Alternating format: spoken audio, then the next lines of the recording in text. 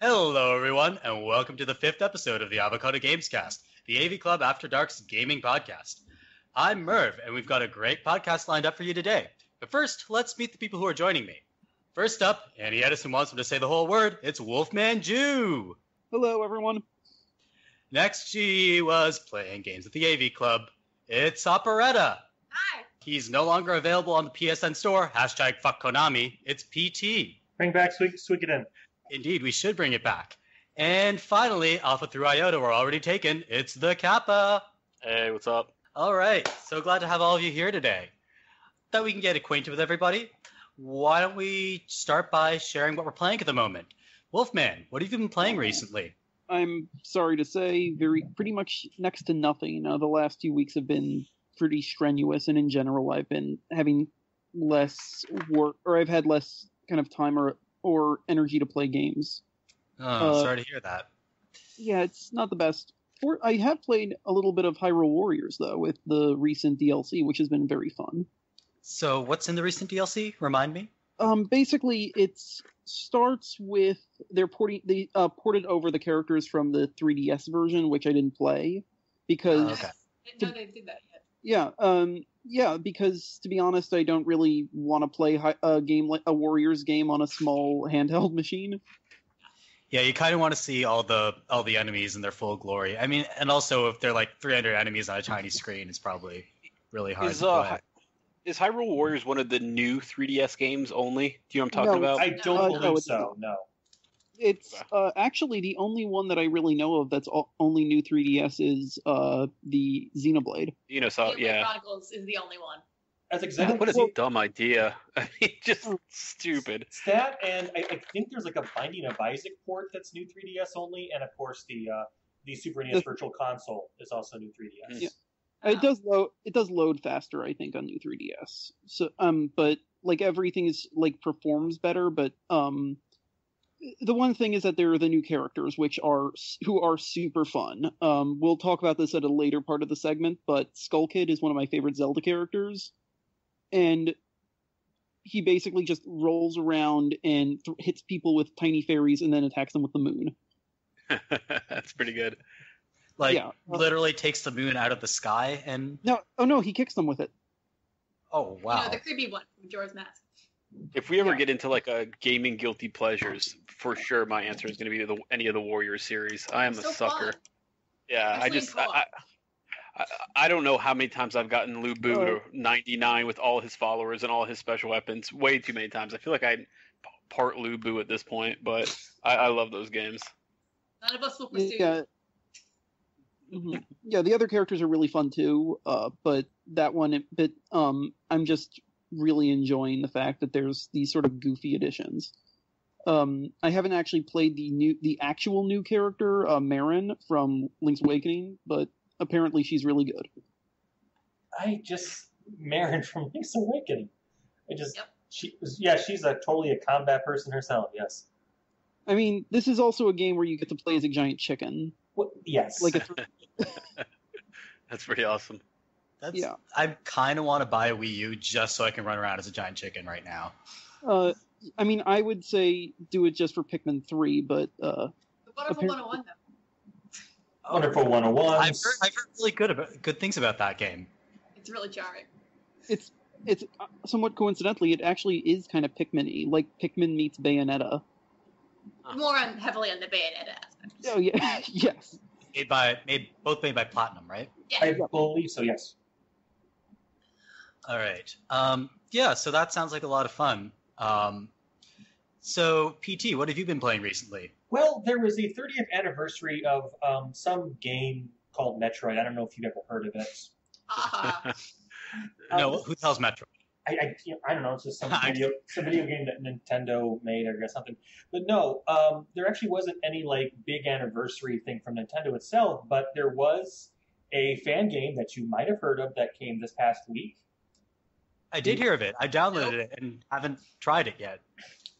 It was I'm trying to get the numbers right here. It's AM2R, another Metroid 2 remake. Is like kind of the code name there. And I mean, you've definitely been hearing a lot of like super positive things about it. Essentially, oh, hey, like, this is, this is the game that we've been waiting for forever and such, because there are some people who are just incredibly upset about Federation Force. Like, why can't we get, like, a real Metroid game? Stuff like that. Federation Force is clearly like a not Metroid game with the Metroid logo smacked on. Yeah. Nobody is asking for it. That's true. I kind of do like the idea of doing like more shooters on like a handheld device. Like, I don't think it looks good, but I don't really care that it doesn't look like a Metroid game. I just like, I guess I wish it looked more appealing, but I don't really care that it's not a Metroid game, if that makes sense. Right.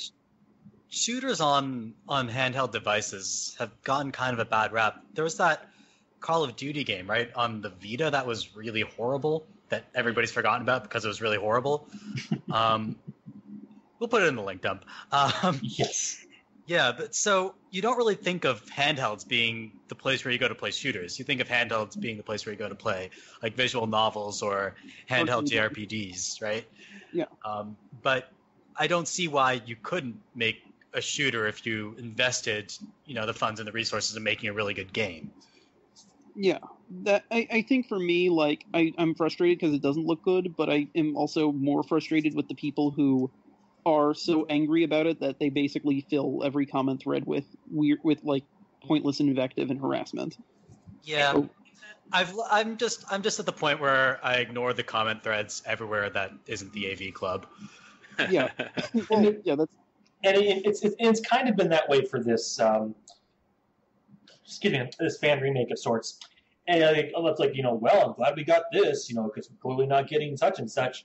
And a lot of people have been comparing this to, say, Zero Mission and Super Metroid, and I think they're kind of crazy, actually. But, I mean, not to say that this is bad. I mean, I think for a fan remake especially, this is a really decent effort. Like, I mean, clearly there was heart and soul put into this title. And we actually don't know who... I don't even know if Nintendo themselves actually took it down. I mean, there's so many, like, questions about how trademark works, or, like, how fake trademark people like to say, oh, we're going to scare you. And so we actually don't know what exactly is going on there. But, yeah, it's available on the internet somewhere. I'm sure you can find it. It's not available, though, on the main blog post, the main blog website that the guy put it on. But okay, but yeah, so Nintendo C&D'd that? Apparently, they might have. I imagine they did, but as people were kind of talking about online, that's more of a Square Enix thing, where the moment you say anything about any property, it's like nope, stop. And Nintendo has allowed things like Super Mario Brothers X for the longest time, and the Zelda Classic thing, and stuff that's super visible, and they really haven't touched it. So it's kind of a weird thing. How Nintendo always seems a little schizophrenic when it comes to how they want to manage their online personality, though. I mean, like, remember like all the C&Ds for Let's Plays that they were issuing for a while, and like it doesn't seem like they have a consistent approach. They don't really know what they want to do. Whereas Xbox and Sony are like encouraging all this sharing. They've got all these built-in share features and make it as easy as possible to get clips, from their games online. I wonder if it really has more to do with like some individual in the company who's sort of directing it, as opposed to like a general corporate order. Because it could like there's just one old guy who hates the internet. I mean, well, not exactly, but like there's someone who or one person who just sort of like gets frustrated with they see it, but isn't necessarily, and they sort of like do it to mollify him or whatever.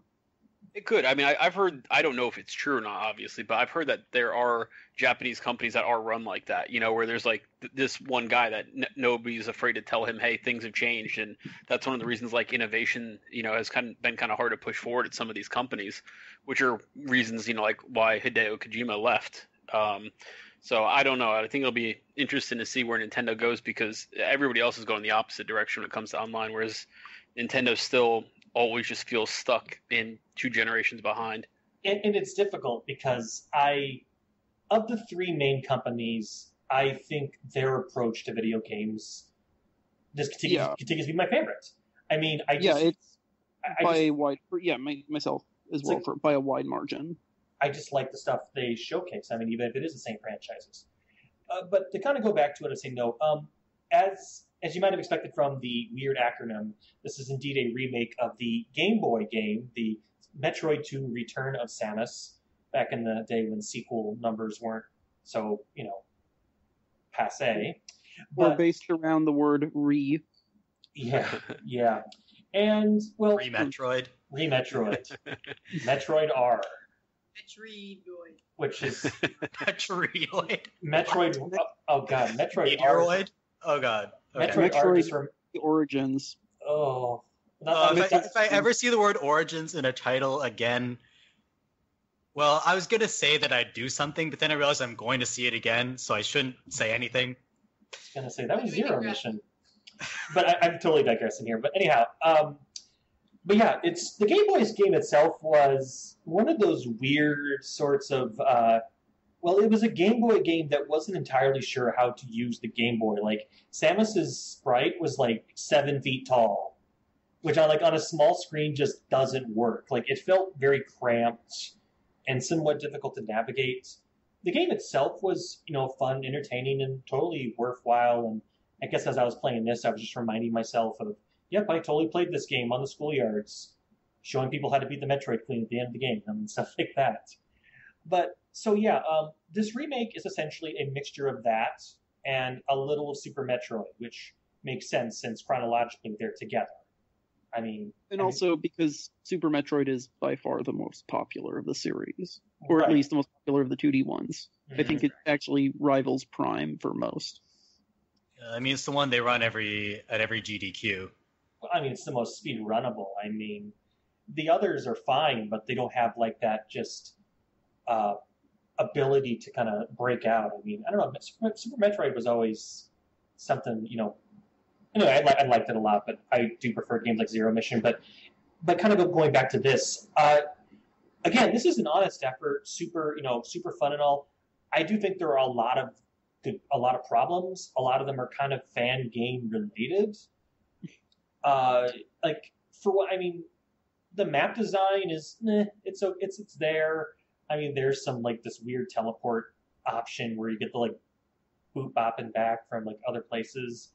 But there are times where you're going to be walking like long corridors of just flat places to get to things, or and to kind of clarify here, if you hadn't played the original, basically the object of this game, as opposed to go find this stuff, kill these 3 people, and then get out, is that there are a lot of Metroids, and you have to kill them all. You have a number, and they're noted in all their little. There's like a number, and they're all in this little zone, and you really can't clear a particular zone until you kill all these Metroids. So that's kind of the way they kind of gate off the content and such. So there really isn't any sequence breaking potential here unless you can jump through lava really fast. But no, it's like, so essentially a lot of the game is still go find these Metroids, and they will ram into a lot, and you shoot them until they die. Which sounds, that sounds way more simplistic than it actually is. And that's fine, because that's what the second game was. I just feel that this game was, again, this is a fan game. The graphics themselves, they do look like Metroid sprites, but I feel they're a tad amateurish, if that makes any sense. No, it does. It's just kind of, fugly is not the right word. Gnarly. Gnarly was the word I've been using in forums the whole time this week. I just wanted to use the word gnarly for some reason. And another thing is that the soundtrack, which is like it's like a mixture of arrangements of Metroid 2 stuff, which is funny because Metroid 2's music was very weird, experimental. Sometimes there was no music at all, just like beeps and boops. The music in this game is not great, though that seems to be kind of an agreement for people who even love this game a lot, actually. So that's not. I like the main tunnel theme in the original. Oh, absolutely, yeah. And there is something of a remix to that in this as well. As a whole, it's.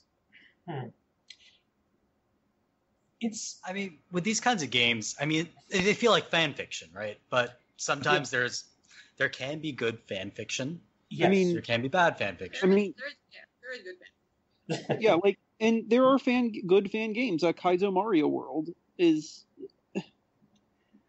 I'm trying not to say that. Oh, for example, I really did like this game, but there are a lot of things.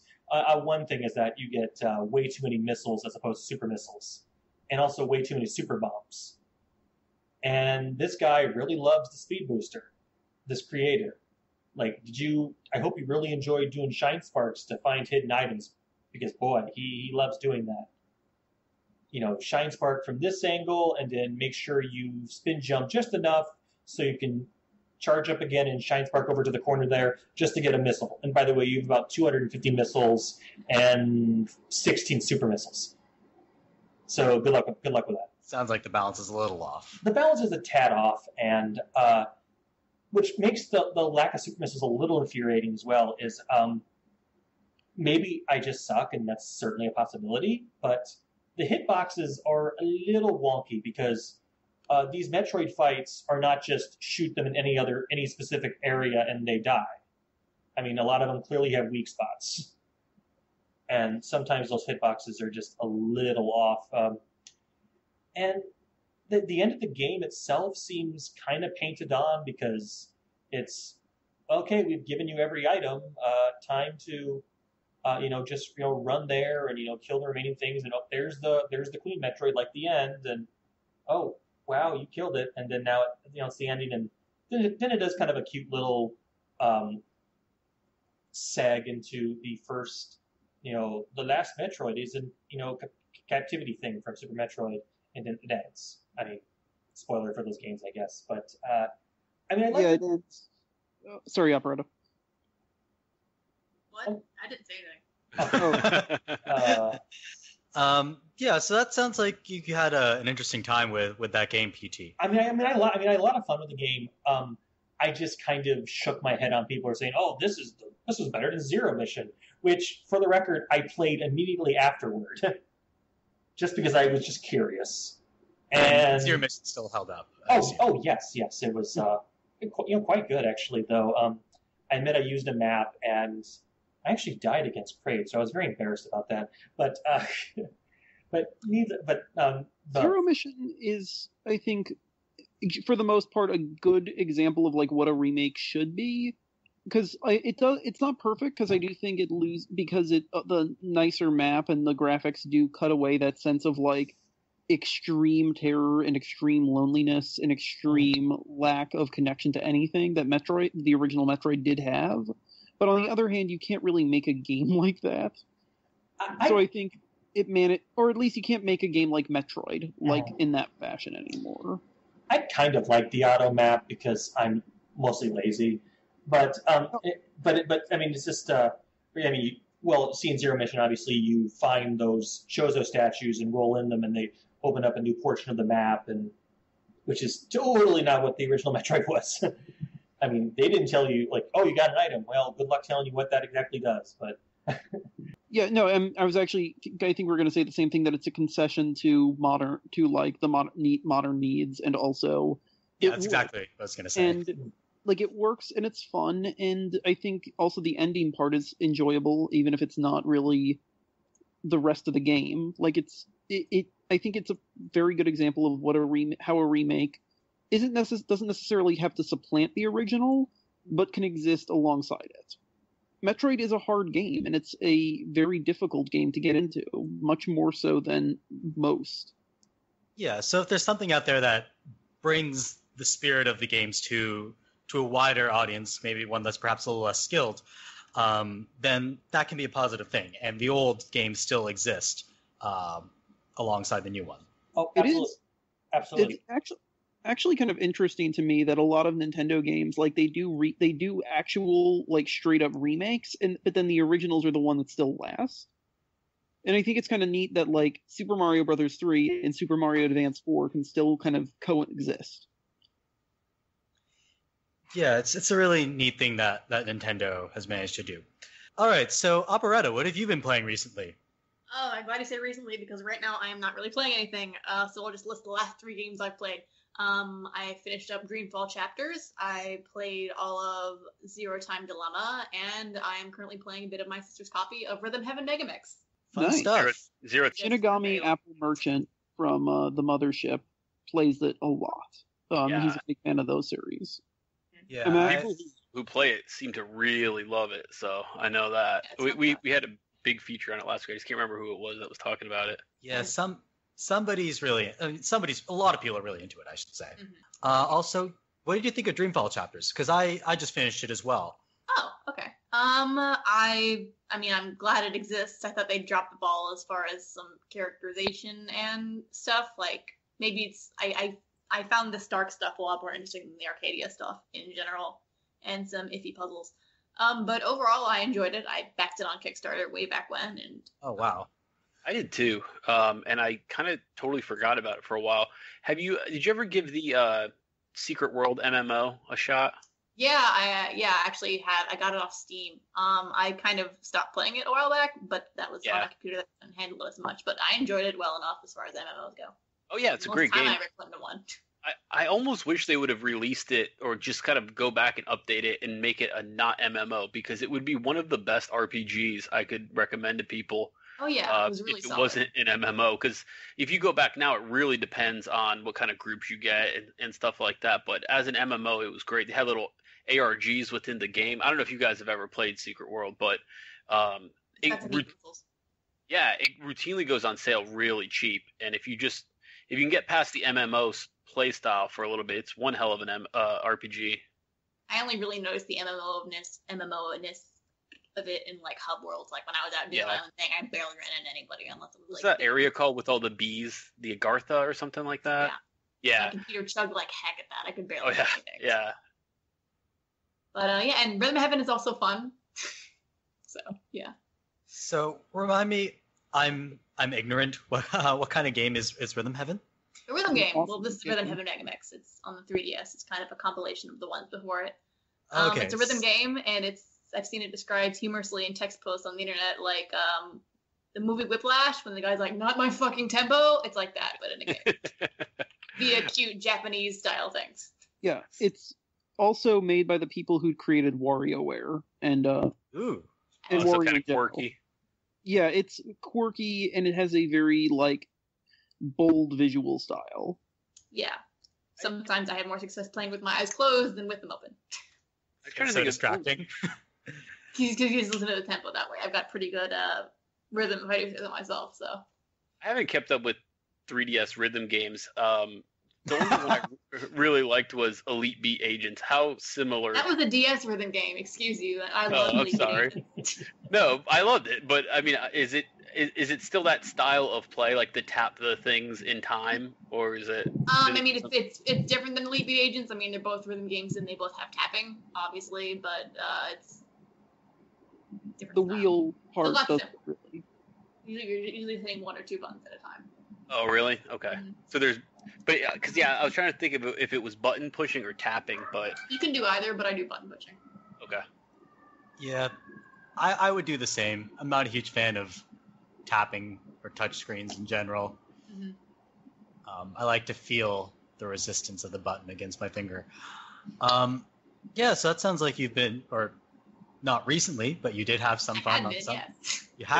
You have played a video game. Yes, I have. It's okay to play old video games. You don't always have to play new games. I mean, the rest of my stack, though, no worries, was old games. There's plenty of new stuff coming out, though. Yeah. I'm very much the kind of person who's like got like one old game and one new game going at the same time. Mm-hmm. So I just said that, and I don't really have any old games going right now. But like right now, I'm playing Digimon Story on the PS4, and that's a fun little JRPG that is very repetitive, but also a big nostalgia trip for me as somebody who's a fan of Digimon growing up. As far as, I guess you could say, older games, I've been playing Gravity Rush Remastered, which I guess came out this year, but the original Gravity Rush is a few years old now. So that's been sort of fun. By sort of fun, I was going to ask if you finally found it on sale.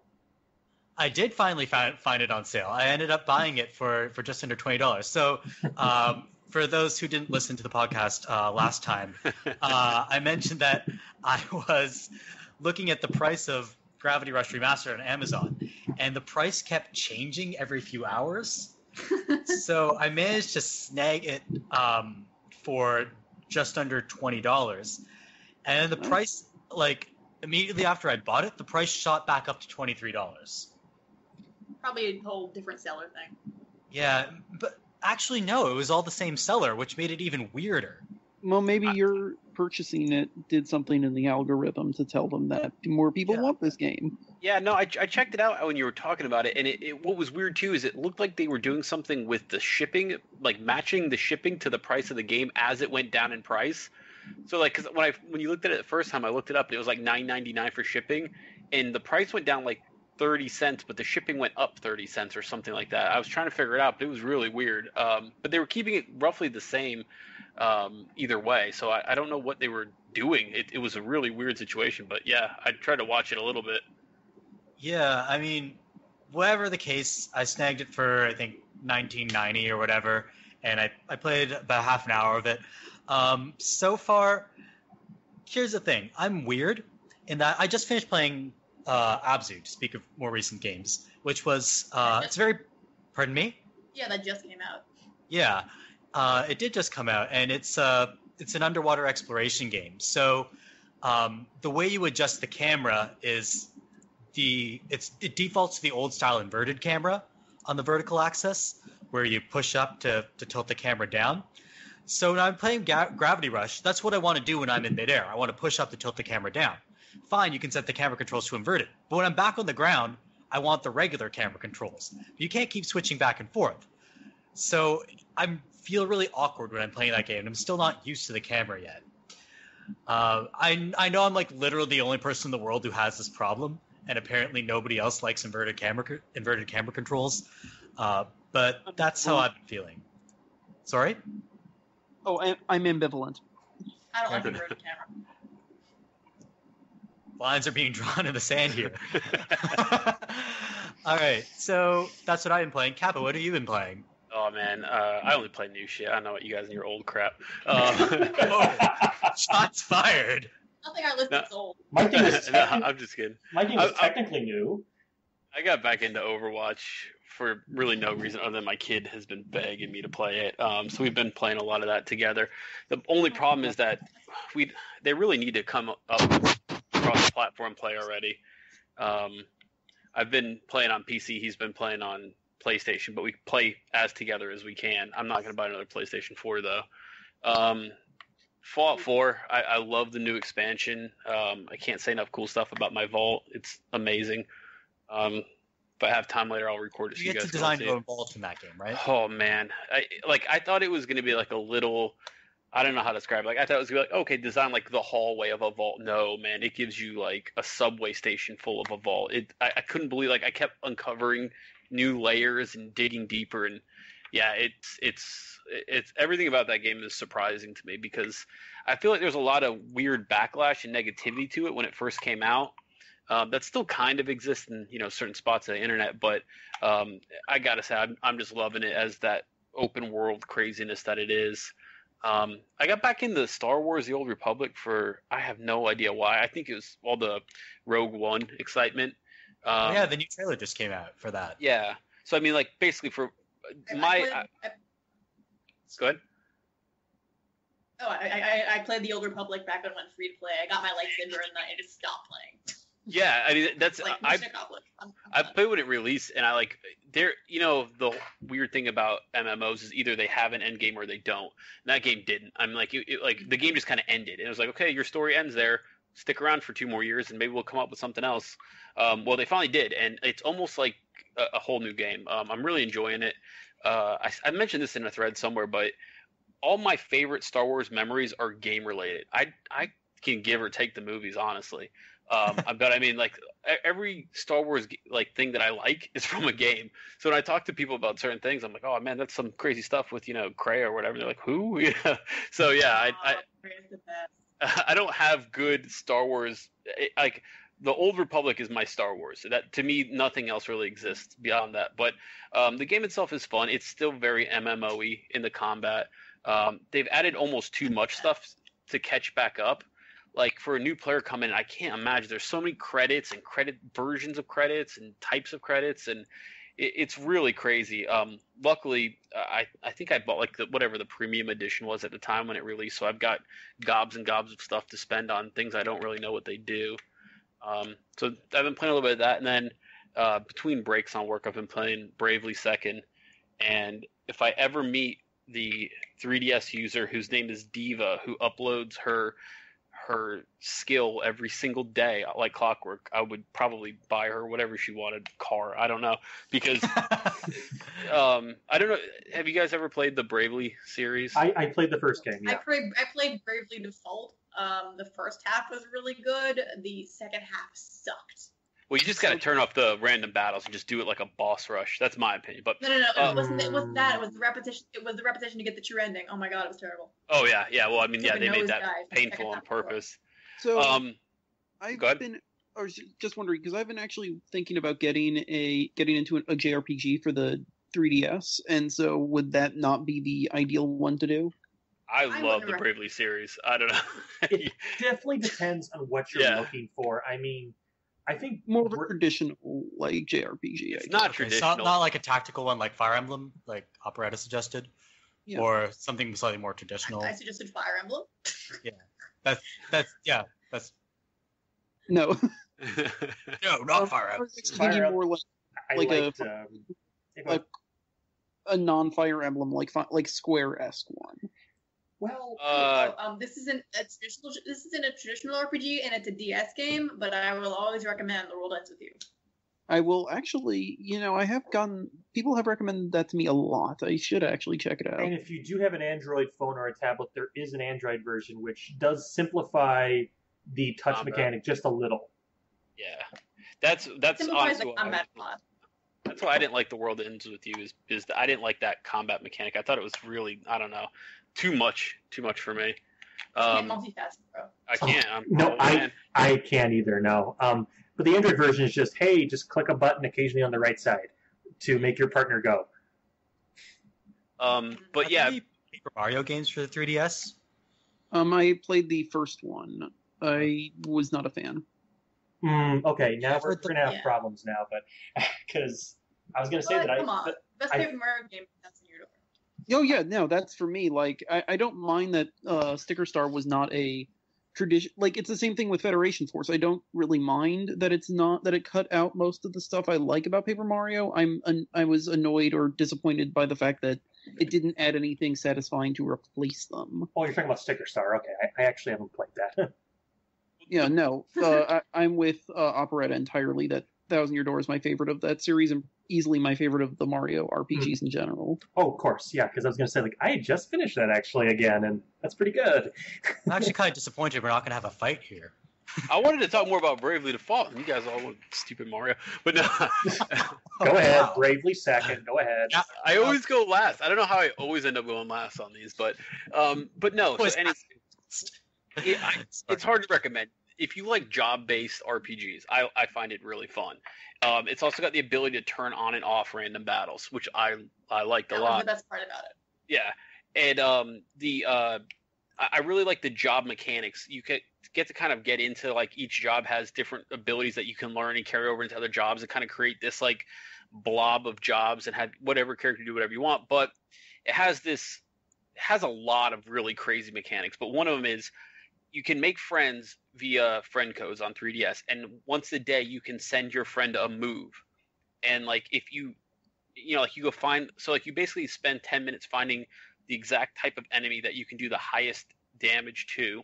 You amp up your guy so they can do like 1,000,000 damage, and then you unleash your ability and you send it to all your friends. So whoever this person is doing that like every single day, like clockwork at like 12 p.m. Eastern time. So I always get her like 1,000,000-point move, and then it just lets me go defeat the next boss like it's a joke. So I mean, it's kind of a cheat, but man, I love her for doing it. So God bless you, Diva, wherever you are. Indeed. So we found out what you guys have all been playing, and now let's talk about something else. Yeah, that wasn't a segue. Sorry. Oh, you're gonna do it one day. One day I will succeed at doing a It was segue. an attempt. I mean, yeah. At least I didn't even try today. I know. So we talked about games that we were playing, some of which we liked, some of which we didn't. Let's talk about some games that are so bad that they're good. So there are lots of movies and TV shows that people hate watch or watch because they're entertainingly trashy, right? Oh yes, Smash. I watched season 1 of Smash. Yeah, I might. I only made it through like 5 episodes of that. So we know that. Sorry, Wolfman, you were saying. Sorry, I was just going to say that I think I might actually be the poster child for that on the site. Hate watching? Considering that I'm the one who started an entire series where we watch terrible movies. Oh, yeah. Yeah, we do watch terrible movies sometimes, and good ones too, and occasionally good ones. So I've played through a lot of games that I thought were bad, and I just stuck with them out of some sick sense of duty. But I've also played some bad games that I've weirdly, perversely enjoyed. So I was wondering if any of you have ever felt the same sentiment. I guess for me, the one issue that I have with something like that is I feel that if I'm enjoying it, usually I'll end up kind of warming to it regardless. Like, I remember when I started playing Deadly Premonition because I had been told that it was the room of video games. And then when I started, and it's like a very goofy game, but with a lot of genuine issues in its gameplay, but I started playing it and I was like, I genuinely love this. And it became like one of my favorites of that generation because it was because I thought that there were parts that were genuinely good. So yeah, it was a lot of heart. Mm-hmm. Yeah, it's a sincere game for sure. Yeah, and I think that's a big part is the game is deliberately bad games just don't work for me in the way that deliberately bad films don't. Like, you can be trashy, but you have to at least have an ambition. And the best bad movies are the ones that have ambition, and I think that's true of the best bad games. For me, it's weird because when we talk about bad games, for me, I know we talked about Fumblecore yesterday or last time and stuff like that, but to me, you could have a bad plot or like a goofy plot or a nonsense plot, but if you have bad mechanics, it's so much harder for me to get into the game. Not just movement, but just in general. If you've got something that's too complex or too unwieldy, or it can take me right out of, okay, this is a so bad it's good type game to, okay, this is just a bad game. I'm trying to think about. We talked about it before, but guys know that game Goddess, however you're pronouncing that. This is a good example of I could see maybe some people making it kind of a jokey YouTube thing, but honestly, the game itself is just such a mess from the top down. It never really enters that so bad it's good. It just stays bad to me. Yeah, so I've sort of agreed with that conventional wisdom for a while, that you can have an entertainingly bad narrative as long as you have solid mechanics. But then I have enjoyed some Fumblecore games. I did enjoy Goat Simulator. Yeah. I thought it was legitimately fun, even though it is kind of objectively trashy. And the controls suck. And I think they know it at this point. I mean, it's they kind of brag about it. But isn't that also it's not the mechanics are bad, but it's meant to be bad. The experience you get. I don't want to say it's deliberately bad to be deliberate in the sense it's lazy, but the experience of playing Goat Simulator is one where you kind of work against the frustration of the controls. Yeah, I think about when I think about intentionally bad games, I know we're kind of jumping around, but when I think about intentionally bad games, have you guys ever played EDF, Earth Defense Force? No. I have not played it, but I have a friend who loves it and co-ops it every night. Yeah, I have heard that game is, hey, there's a million bugs on the screen, you better shoot them all, but they're not They pose no threat to you. I don't think I've ever died. I probably played 3 EDFs. I don't know if I've ever actually died in an EDF game. It's a very B-movie-ish setting and goofy, and it feels like something that was just thrown out the door, and it feels very, very, I don't know. It's not a good game, and I would say it's intentionally bad. But it is just so much zany fun that what happens on the screen is just insane. It's kind of like a Katamari game, but a shooter. If I can make any kind of comparison to it, it's just like whatever happens in this stage happens, and co-oping it is hilarious because so many random things happen. The game glitches and the ants shoot through your spaceship and are chewing on you in a cutscene. It's weird stuff, but to me, intentionally bad. I can only think of maybe 3 or 4 games that really hit that mark for me, and EDF would probably be one of my in that area. I actually do have a pick myself, but go ahead. No, sorry, I just actually think I figured one out just by what Kappa was talking about. I think in a way the Saints Row games, especially like Saints Row 4, which I think is the best, and because those games are not really good mechanically, but they make up for it with like this sort of this kind of like blasé attitude toward whatever you want to do. Yeah, by 4 they've given up on any kind of. Go ahead. Sorry, you couldn't hear Operetta? Oh, it's like, the Saints Row 4. It's like, you want to run around like the Flash? Go for it. Yeah. It's like playing a mod. Pretty much, yeah. And that's kind of deliberate, right? Like, that's part of the It's plot. definitely deliberate. It's more than kind of deliberate. Saints Row Crackdown mod. Let's go. Let's play some Crackdown. No, but what I mean is, like, that's actually the plot, though, because literally the game is that you spend the whole game in a computer simulation. Mm-hmm. Yeah, I had a friend explain. I was talking to one of my friends about Saints Row. My friend said, isn't that just the GTA knockoff? He said, it's like GTA, but the cheat codes are on by default. You know what I mean? Like, it's just, that's the game. It's like the cheat modes are always enabled. I wish there was a GTA game where, I don't know if anyone's seen the video where someone made GTA 4 and they kind of like edited the settings so there's zero friction in the world. I've seen those, that's awesome. Yeah. So cars are flying everywhere and just people are just plowing into one another, and it'd be unplayable as hell, but it'd be funny. If we want to talk about like a so bad it's good game, I think to me my best example of it would be Telltale's Jurassic Park. Have any of you guys played that one? I've heard of this. So this is the first. This is the last game they released before The Walking Dead, right? Yeah, before they kind of got their shit together, is what I would say. If you can, I know you'll dump it in the link dump, but there's just these hilarious, Telltale games are make this quick decision or do this quick time event or whatever, right? If you fail, the dinosaur eats a child, and I'm not even kidding.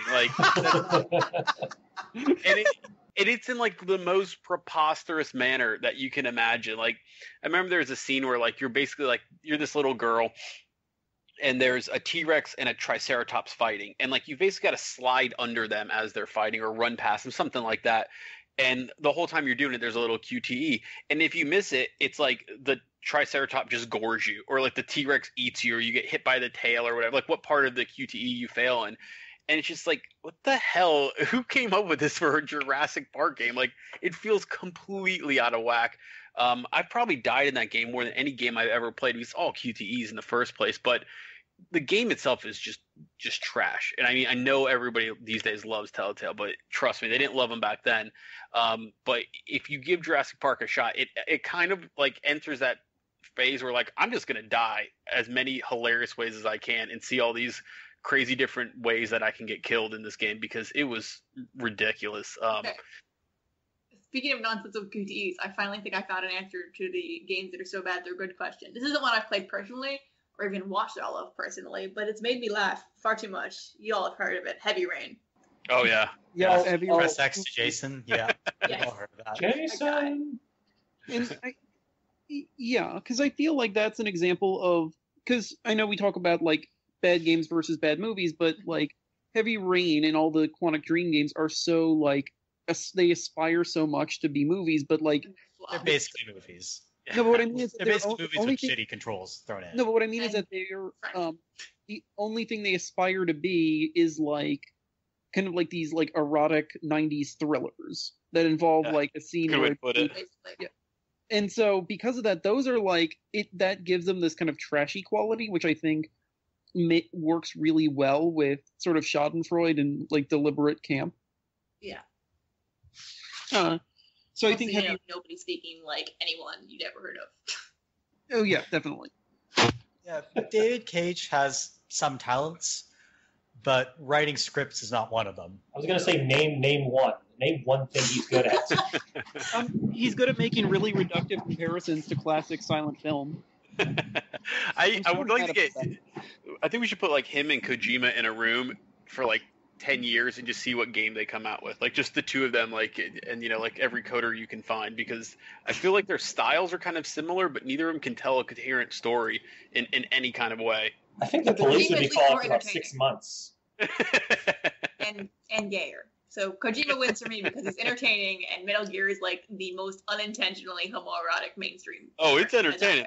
I'll definitely give you it's entertaining, but oh man, if I can barely follow most of it, I mean, yeah. But Metal Gear Solid also, and I guess to be fair, so does Heavy Rain. But I think Metal Gear Solid probably does it more successfully. Has these like genuine, indelible moments, like the part in 3 when you're fighting the end. Like that's an amazing part. That's like an amazing section. The part when you're in Sniper 2. battle, yeah. Yeah, when you're trying to protect Otakan's dumb sister from dumb Vamp. And he pees his pants, right? That always happens in that game, right?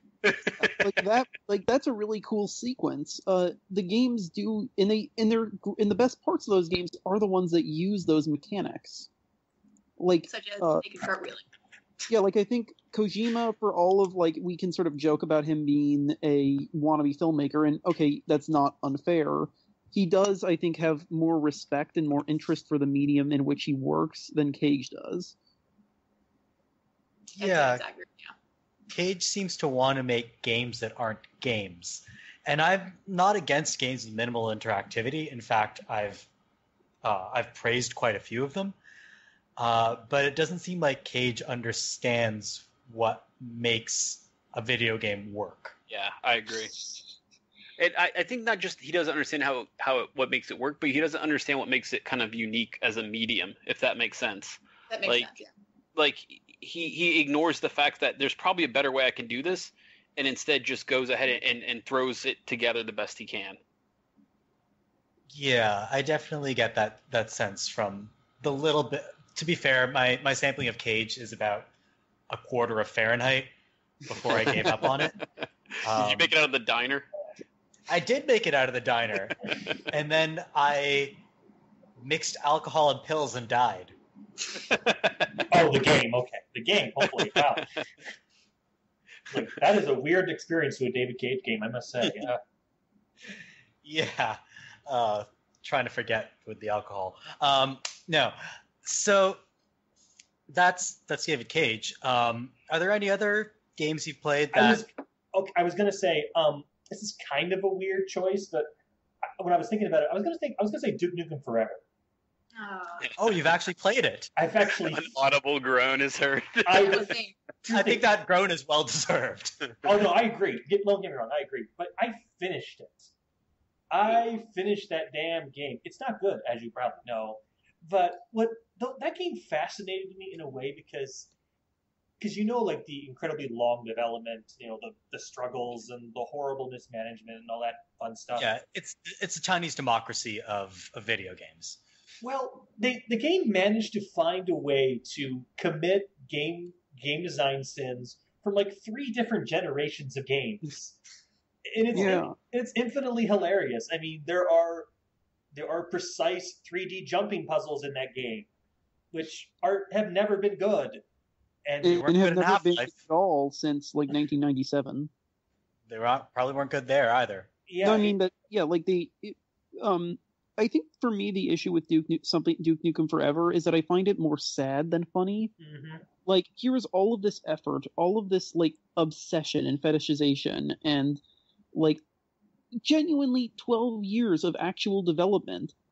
And it didn't have a game, and it came out with a game that wouldn't have been justified by 6 weeks of 6 weeks of development. Mm-hmm. Okay, maybe I'm being a little extreme there, but like, I just find it sad, like that. It just like every like lazy cliche, every like all the tired like Duke jokes, everything just felt very depressing to me. Oh, obviously. The unironic machismo belongs to a different era. For sure. Yeah, that's exactly what I was going to say. You know what Duke Nukem does a great job of is making you feel like you've grown as a person. Like, holy shit, yes. Like 15-year-old me would have loved this. You know, like I'm playing with a turd. And then you're like, this is like now I'm 30 and I'm like, this is so stupid. Why would this is how you're going to introduce me to your game is a turd floating in a bowl, like, and then you get to take the turd out and rub it on stuff. Yeah, I was like, man, you do feel like, oh man, I've actually kind of matured in my life. This is not funny to me anymore. This is terrible. And also, it had the Pitchford involvement, so we can get Merve going on that if we need to. Oh my god! I mean, that's part of why I think Randy Pitchford is a liar, because he lied about Duke Nukem Forever, and then he lied his ass off about Aliens, Colonial Marines. So, but I was gonna say though, I'm sorry. I mean, that was one example. There's also like some levels that were like clearly designed from like the 90s where Duke got shrunk by a shrink ray, so now we're gonna do the level where everything is huge, and he's small. To be fair, I like that stuff. I mean, I did love classic Tiny 90s Tyler. cartoon. Mm-hmm. Like, I think we could totally see more shooters do that. Oh, for sure. I'm hoping the upcoming Romero and Carmack game, Black Room, does stuff like that. Yeah, that was an interesting one because they pulled it from Kickstarter and kind of like, we don't have enough of a good idea yet. I feel like more Kickstarters should do that. Yeah. If you don't know what you're doing, take the time to figure out what you're doing, then come to Kickstarter. Why can't they do that when they can take the money and run instead? Yeah. Yeah, those make good stories for us to talk about to make fun of Kickstarters, but those make for lots of angry people who have lost their money. I'm a mighty number 9 supporter. Yeah, I didn't really hate that game. Actually, it was okay. That game was sad to me, actually. So that was not a so bad it's good game. It was mostly sad. Because we don't want to see KJ Inafune like wasting his time on something that's bad, and we don't want to see him like sort of circling the drain. Yeah. Like, this was supposed to be his defining triumph, right? Right. I mean, I've never played a Mega Man with games. so- I mean, one misstep and that's it. Like, people don't take chances anymore on, well, I used to be a great designer.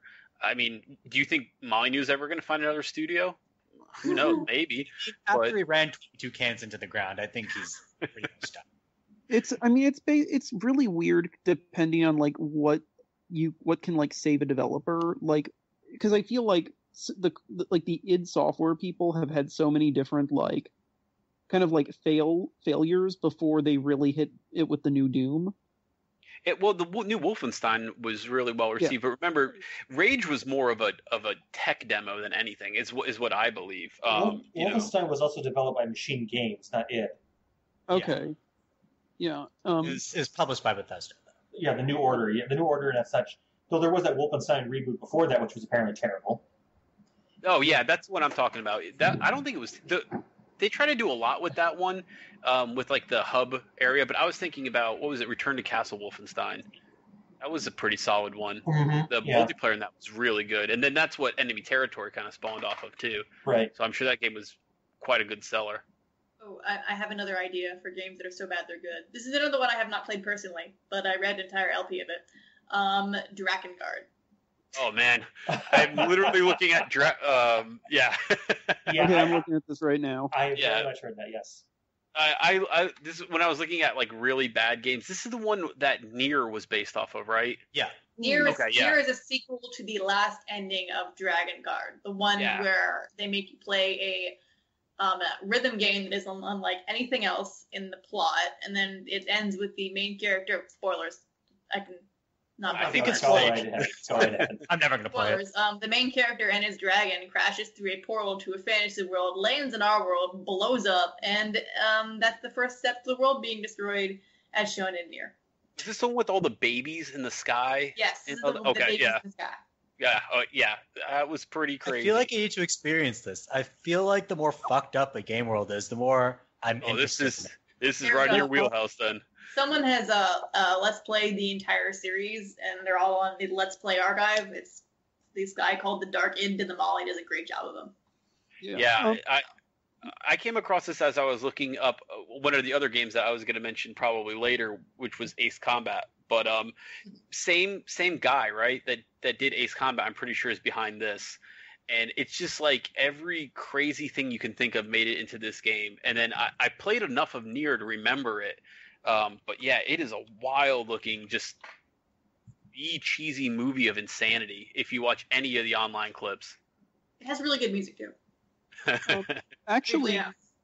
I think there's a really important point, Operetta, that that I think Merve actually did mention, that like the way you can have games that are so bad they're good because of like other people playing them. Like, Oh yeah, that's how I experienced Deadly Premonition. That's how I experienced Drakengard. So to be fair, I haven't mentioned it yet in the podcast. It's in the agenda. yeah, in our behind the curtain, we agenda do have an agenda that we circulate before we record this. Spoilers. I will still maintain Deadly Premonition is a great game, but we'll table that again. that sort of leads into another tangent, which is, do you guys think it's possible to sort of Mystery Science Theater 3000 a game? Yeah. They did it with that Manos Hands of Fate game, or they tried to. I don't know if you guys know there's a Manos Hands of Fate game. Now I do. I've seen it. Oh my gosh. That was during that live stream, the MST live stream, wasn't it? Yeah. Yeah, that was like the world premiere event. I actually downloaded it. It's a competent-ish, but it's supposed to be kind of jokey scroller. But I would think that, if Ace Combat, I'm going to bring it up again because it'd be like a perfect example of one that I could probably see somebody doing that with, because the combat in that game is fun, right? And I'm like, it's engaging visually. Just watch jets fly around and blow each other up with, an unlimited number of missiles. But it has these cutscenes that are just total what the fuck. Do you guys, anybody's played any of the Ace Combat games at all? No. There's this one, so like they create this fake war between these people, and it's very heavy-handed, and it's about like this, this fighter pilot who's at home with his family when all of a sudden this evil country invades, mostly by air because it's the only way the game makes sense, and so they're all, rushing to fight, and like there's this scene where like you're seeing like all these planes like at high speeds dogfighting and stuff exploding, and there's this little girl, like little, anime drawn girl, and she's staring up at this guy, and she said, "My daddy's up there and he's dancing with the angels," or something like that. It's just like corny, like it's so out of left field. It's the weirdest thing. And then like the whole game has that, like it's got, I could see it being like very easily MST3K'd, because you've got the main story that's going on, but you've got these cutscenes that are just bizarre. And if you've never seen any of the YouTube Let's Play of the story of Ace Combat, I really recommend it, just for pure insanity. Speaking of cutscenes that have like these really corny lines, there's one I wanted to mention from a game I actually really like, which is Command & Conquer Renegade. It was the first-person shooter set in the Command & Conquer Tiberian Sun universe. And in this one cutscene, the hero is tasked to go on a mission where he has to fight against the bad guys who are employing his ex-girlfriend. And so his commander asks him, will there be a conflict of interest? And he says, conflict of interest? Heh, no. I've got interest in conflict. Oh, man. Oh, that was the corniest. Like, I played this game at age 12, I think, and I was laughing my ass off at that line. Like, 12-year-old me thought that was corny. That reminds me of there was this PC Engine game, TurboGrafx game called Last Alert, with some of the worst voice acting I have ever heard, and that got pretty ubiquitous. Like, you want to talk bad voice acting? I played through and enjoyed all of Bait and Kados, the first game novel, having terrible voice acting. The sequel has has like really good voice acting, but the original was so bad. Oh man, that was I mean, if we want to talk bad voice acting, there's the first Deus Ex with, "Oh no, a bomb."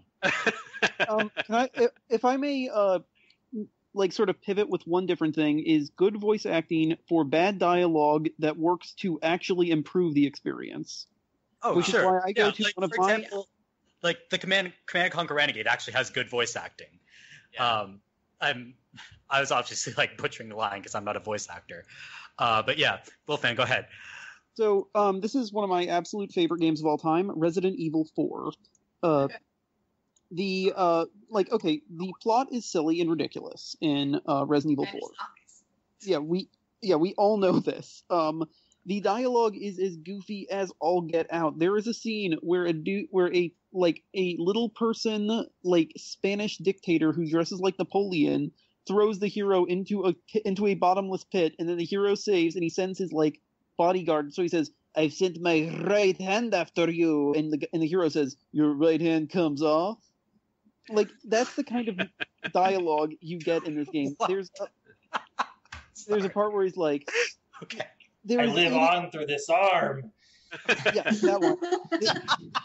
This game is goofy as all hell, but the thing is, it works because the game is still this very tense, very scary horror game and a very, like, tense, very dynamic action game. It works, both of these things work in conjunction, and because the film is partially a post 9/11 game about America being besieged by these mysterious foreign powers that are now coming to light in the 21st century, you can also look at it as both like a deconstruction and discussion of like action movies in American like action movie cliches. So like it actually works. And it's silly, and the game knows it's silly, but it's totally like but it doesn't manage to let the silliness sort of define the game, or doesn't manage, like it doesn't, everything works together in a way that like you wouldn't necessarily expect them to. Yeah, so that's actually something that some games do very well, where they know that they're silly, but they still have some goal that they're trying to accomplish apart from the silliness. So the silliness is there, and yeah, it's fun to laugh at, but they're actually doing something on top of the silliness. I think the Saints Row series is a good example of that. But as long as they have that other goal, I think they don't necessarily go awry. Sorry, somebody else was saying something. I was going to say that on the other end of it, I think it's kind of I think it's hilarious too when like a super serious, super dark game has hilariously bad voice acting. I'm thinking of I don't know if anybody plays this, the Game of Thrones RPG. Any of you guys play that one? I heard that was not a very good game. It's not a very but there was the RPG, there was also the Telltale game. They're separate games. Yeah, no, this is the RPG. It's going for this very dark Game of Thrones. It's okay if you're like a fan or like a super fan of the RPG. Yeah, then you'd hate it. But it's going for this very dark world. This very Game of Thrones, but they're trying to. I don't know if the game was rated, but I mean like it's bloody, but it's not anything over the top. And the RPG is decent-ish, but I mean the voice acting is just so awful, and it sounds like everybody's trying to be like this brooding goth teenager with the lines they say, and they're all just horrible stuff. Like the titular Arkham Knight from Arkham Knight. Yeah, exactly. So bad. Get PG going again. When you mentioned Game of Thrones, I was concerned you had mentioned the Telltale games, because I've just bought those, and I was really hoping we weren't going to see another example, Peter Dinklage in Destiny. Yeah, oh god, yeah. And I was one of the early Destiny fanboys, and yeah, he was rough. I honestly think he probably thought it was going to be easy because he was just doing voice acting, and I also think they probably gave him like some bad direction, if that makes sense. Like they basically said like, okay, well, you're a robot, that's giving people this, the lowdown on all these different areas. But the way that translated to his voice acting was he sounds like he is the most bored person in the world. Like he sounds like he's like about to take a nap the entire time. He's narrating like these amazing world-shattering events. And then the problem with that game, of course, is that you replay missions over and over and over and over again, and like you get to the point where you memorize his shitty line reads. Like that "We Woke in the Hive." If you can just find a clip of that, it'll put basically any old Destiny player like into like a fit, because it is just the worst line read, and you hear it probably 150 times in the first week of that game when you play it. Came from the moon. Yeah. I also think. Sorry, Wolfman, go ahead. This will just be quick, but I also think that you can find the same thing in like Bungie's previous work with Halo, where you get like pretty, for the most part, good voice actors, and then boring old Master Chief. But all of the stuff they're saying becomes increasingly silly over the course and of the 3 games that I played, the original 3. So this reminds me of, speaking of voices that you keep hearing over and over by famous people, is I am a fan of the Lego games, and I enjoyed Lego Batman 3. It's fun. But in the hub world, there was Conan O'Brien, who, before this got patched out, he'd just start talking. Whenever you went into a room, he'd just start talking about it. Thankfully, they patched it, so now it's like you have to hit a button to hear it, which I never do. But for a good long time, what is he saying? it was like, oh, you're in, the containment cells of the watchtower, blah, blah, blah. Like, it wasn't anything, like, terrible. It was just really annoying, and I was like, I didn't like you, Conan O'Brien, shut up. He does a cameo in Halo 4. Him and Andy are in Halo 4 as an Easter egg, and it's pretty funny. That's part of the whole Clueless Gamer thing, wasn't it? Yeah, he recorded it, and it's just the two of them talking about why are they guarding boxes. He's like, what are in these boxes? Why are we even standing here? He's like, how long are we going to stand here? He's like, I don't know, probably as long as it takes to finish the game. I mean, to go through whatever Master Chief has to does or something like that. It's very fourth wall breaking. Yeah. No, I think part of the issue is that with a lot of these games you end up having like they try to be a little too clever. Like I think this is actually going to be bad for the because I want to bring these up in the next section we have, but like I think something like Kid Icarus Uprising can kind of work with it, where there's a lot of like meta humor and in jokes, and it worked for Kid Icarus, yeah. Yeah, but it also works because they add like an extra layer of subtext to that. Which should I just talk about now or? Yeah, go ahead. Well, you actually have a good. There are no rules on this podcast. Okay, cool. That basically, so Kid Icarus Uprising, just to be clear, is the Masahiro Sakurai's 2012 reboot of Kid Icarus, a Nintendo game from 25 years beforehand, where you play as an angel and you save a goddess from Medusa. In the reboot, the angel and the goddess come back, and so they start having a lot of these sort of fourth wall breaking jokes about how they've been sort of out of action for all this time, and now they're going to come back, and their new story is going to be great. And the thing is, though, is it also has this kind of weird drama where Pitt, the main character, it really has the sense of being frustrated at his lot in life. Like, it kind of masks this like irritation and this frustration and this anxiety and a desire to kind of actually go out and become more effective. So like it uses the meta text as an actual like as a way to sort of anchor the actual themes of the game. Yeah, like you can only fly for so long, and that's why flying sequences are only, a bit of the game. Yeah. It's really good in general, and the cast is fantastic. Yeah, it's very charming. So there are a couple of other sort of so bad it's good games I wanted to mention. One of them is this Uncharted knockoff called Unearthed. I don't know if you guys have heard of this. I haven't, which is kind of shocking because this sounds like something right up my alley. Another game that reminds me of, actually, have you heard of Marlo Briggs and the Mask of Death? I have heard of it. I wanted to play it. I actually bought it. It's not terrible, but it's like very stock, 3D, 3D brawler combat kind of thing. I heard it's sort of a homage to blaxploitation films. Yes, kind of. I mean, it's not terrible, but it's also not like a great game. But it's also pretty short. But that's what you're kind of reminding me of right now. Right. So to get back to Unearthed, it was actually made by a group of game developers. I want to say they're Saudi. They're based somewhere in the Middle East. So the hero is Arab, and as is his sister, and they're sort of the main characters of the game. And that's really neat because that's not the kind of people you normally see as the heroes of a game. So I'm very happy to see that. Unfortunately, the game they're in is not that great. But I really enjoyed playing it for whatever reason. So it works like your standard Uncharted. You run, you jump, you shoot, but the controls are really floaty and garbage, and the voice acting is very mediocre. But then there are a couple of like driving sequences, and that's where the game gets really bizarre. Because there's this driving sequence near the end of the game where normally in a driving sequence in an Uncharted game, you drive from point A to point B, right? In Unearthed, what you do is you drive around a few city blocks evading your pursuers, but the city blocks just repeat in the same pattern ad infinitum. There's no starting point, there's no ending point. Basically, you drive around for like 10 minutes, and then the game decides it's over, and then plays the next cutscene. It's the most bizarre thing on the planet.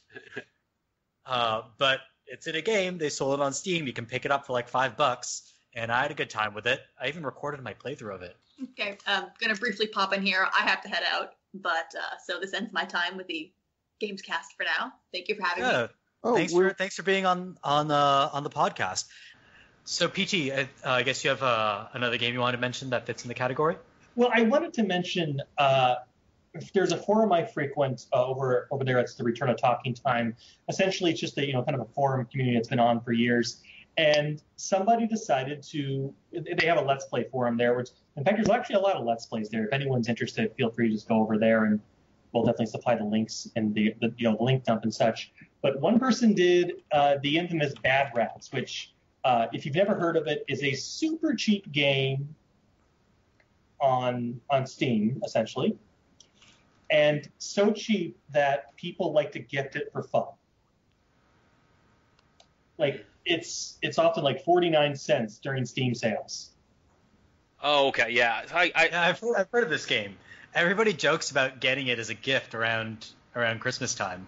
And yeah. I don't think I ever did, actually, which makes me kind of sad, actually. No. Please do not give me Bat Rats. Or I'm getting you this Christmas. Oh, great. Awesome. Steam Winter Sale. Yeah, you don't know my Steam ID. Sorry. No, that's okay. But no, someone I know, one of the more notable people on the website, actually did like a video Let's Play with, random other people he knew, and they kind of live chatted their way through every level of this damn game. And wow. It's just kind of hard, or what's wrong with it exactly? It's just incompetently terrible. Like, it's a physics-based puzzle game where the physics. I'm already checking out. The physics games are trash. The physics are trash. So imagine trying to solve precise puzzles when the physics don't always work the same way. Oh, I played that. It's called Quantum Conundrum. Ooh. Snap. But Anyways, no, continue. So he did that one, and then it just started. Actually, it was July 21st was the first post here, but he realized there was a sequel called Bad Rat Show, and now he's starting to do that again, like actually posting videos with his crew, and others kind of going, oh my God, what happened? And between every link here, he points out, okay, number of times he had to restart because the game glitched, or the number of times he flips out during the broadcast. Just stuff it's like a little counter in the corner. Not in the video corner here, but right here on the message board post. Oh, okay. But stuff like that. And I just really wanted to point that out because I feel like that's an example of a game that was such a joke that the developer said, let's make another one and make it really cheap, and I guess people will continue to buy it because... Like, they're buying it ironically, though? Yes. Hipster gaming right there. Yeah. Yeah. But yeah, I just wanted to point that out. So... Yeah. Sorry, Wolfman, you were saying something? I was going to think that maybe by now, though, we should pivot to the next section. Yes, let us pivot to the next section. Thank you for the segue. And let's talk about... characters. That's what we were going to talk about. I forgot. I had a momentary brain fart right there, but that's all right. Let's talk about our characters in games. So we had on the agenda was we wanted to talk about some characters in games that we found memorable or characters in games that we like, and we'll see where the discussion goes from there. So to start off, why don't I ask you guys, what are some of your favorite characters in video games?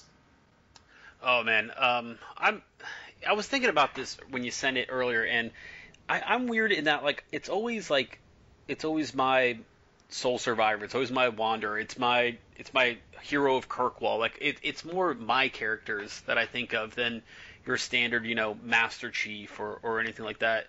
The characters I always get attached to are the ones that I create and go through a story with. My Dragon. Dragon Age character? Yeah. Well, I was going with Skyrim, but just those kind of characters. But I mean, my female renegade shepherd is easily if you had to ask me one character that is definitely my favorite. I mean, I know it's kind of weird to I don't know, maybe it's not weird, but to play a female character, but Jennifer Hale just really nails that role for me. She's just kind of in my head, she is shepherd. and everything about that character. She's wonderful. Yeah. Jennifer Hale's Shepard is honestly like I think a genuine triumph for like characters in video games. I have some I love the series, and I've sort of grown to have some issues with like the characters of that series and even Shepard herself, but I think that Hale's performance really brings it together and makes her like cohesive and coherent in a way that I don't think Mark Meer's version does. Yeah. And that's not even, I think Mark Meer makes a good performance, but Hale's is that much better. Yeah, because I think one of it is the way she handles kind of the more sarcastic responses or the more angry responses. Like, it doesn't always sound like just kind of, I'm doing a gruff reading. Like, you can kind of tell through the course of conversations, she grows angry, which is crazy because they're recording so many lines of dialogue for that game, you know? But each one feels just, I don't know, it feels really, really put together. And, I mean, even just the little things in that game, you know, is the way my character has a story and they have that background that really doesn't play a huge part of it, but enough of it to be interesting. And, you know, like, I was the daughter of heroes, and you know, you get to call your mom at the end of that expansion here, you know, that everything about that game is just, to me, I mean, it's, if you're talking about characterization, yeah, there's some plot holes, yeah, there's some, you know, other issues with mechanics and stuff like that, but I mean, just the way that characters all mesh together well is just, I think it's probably, in terms of favorite characters, I could probably name anybody from the Mass Effect series as in some way one of my favorite characters.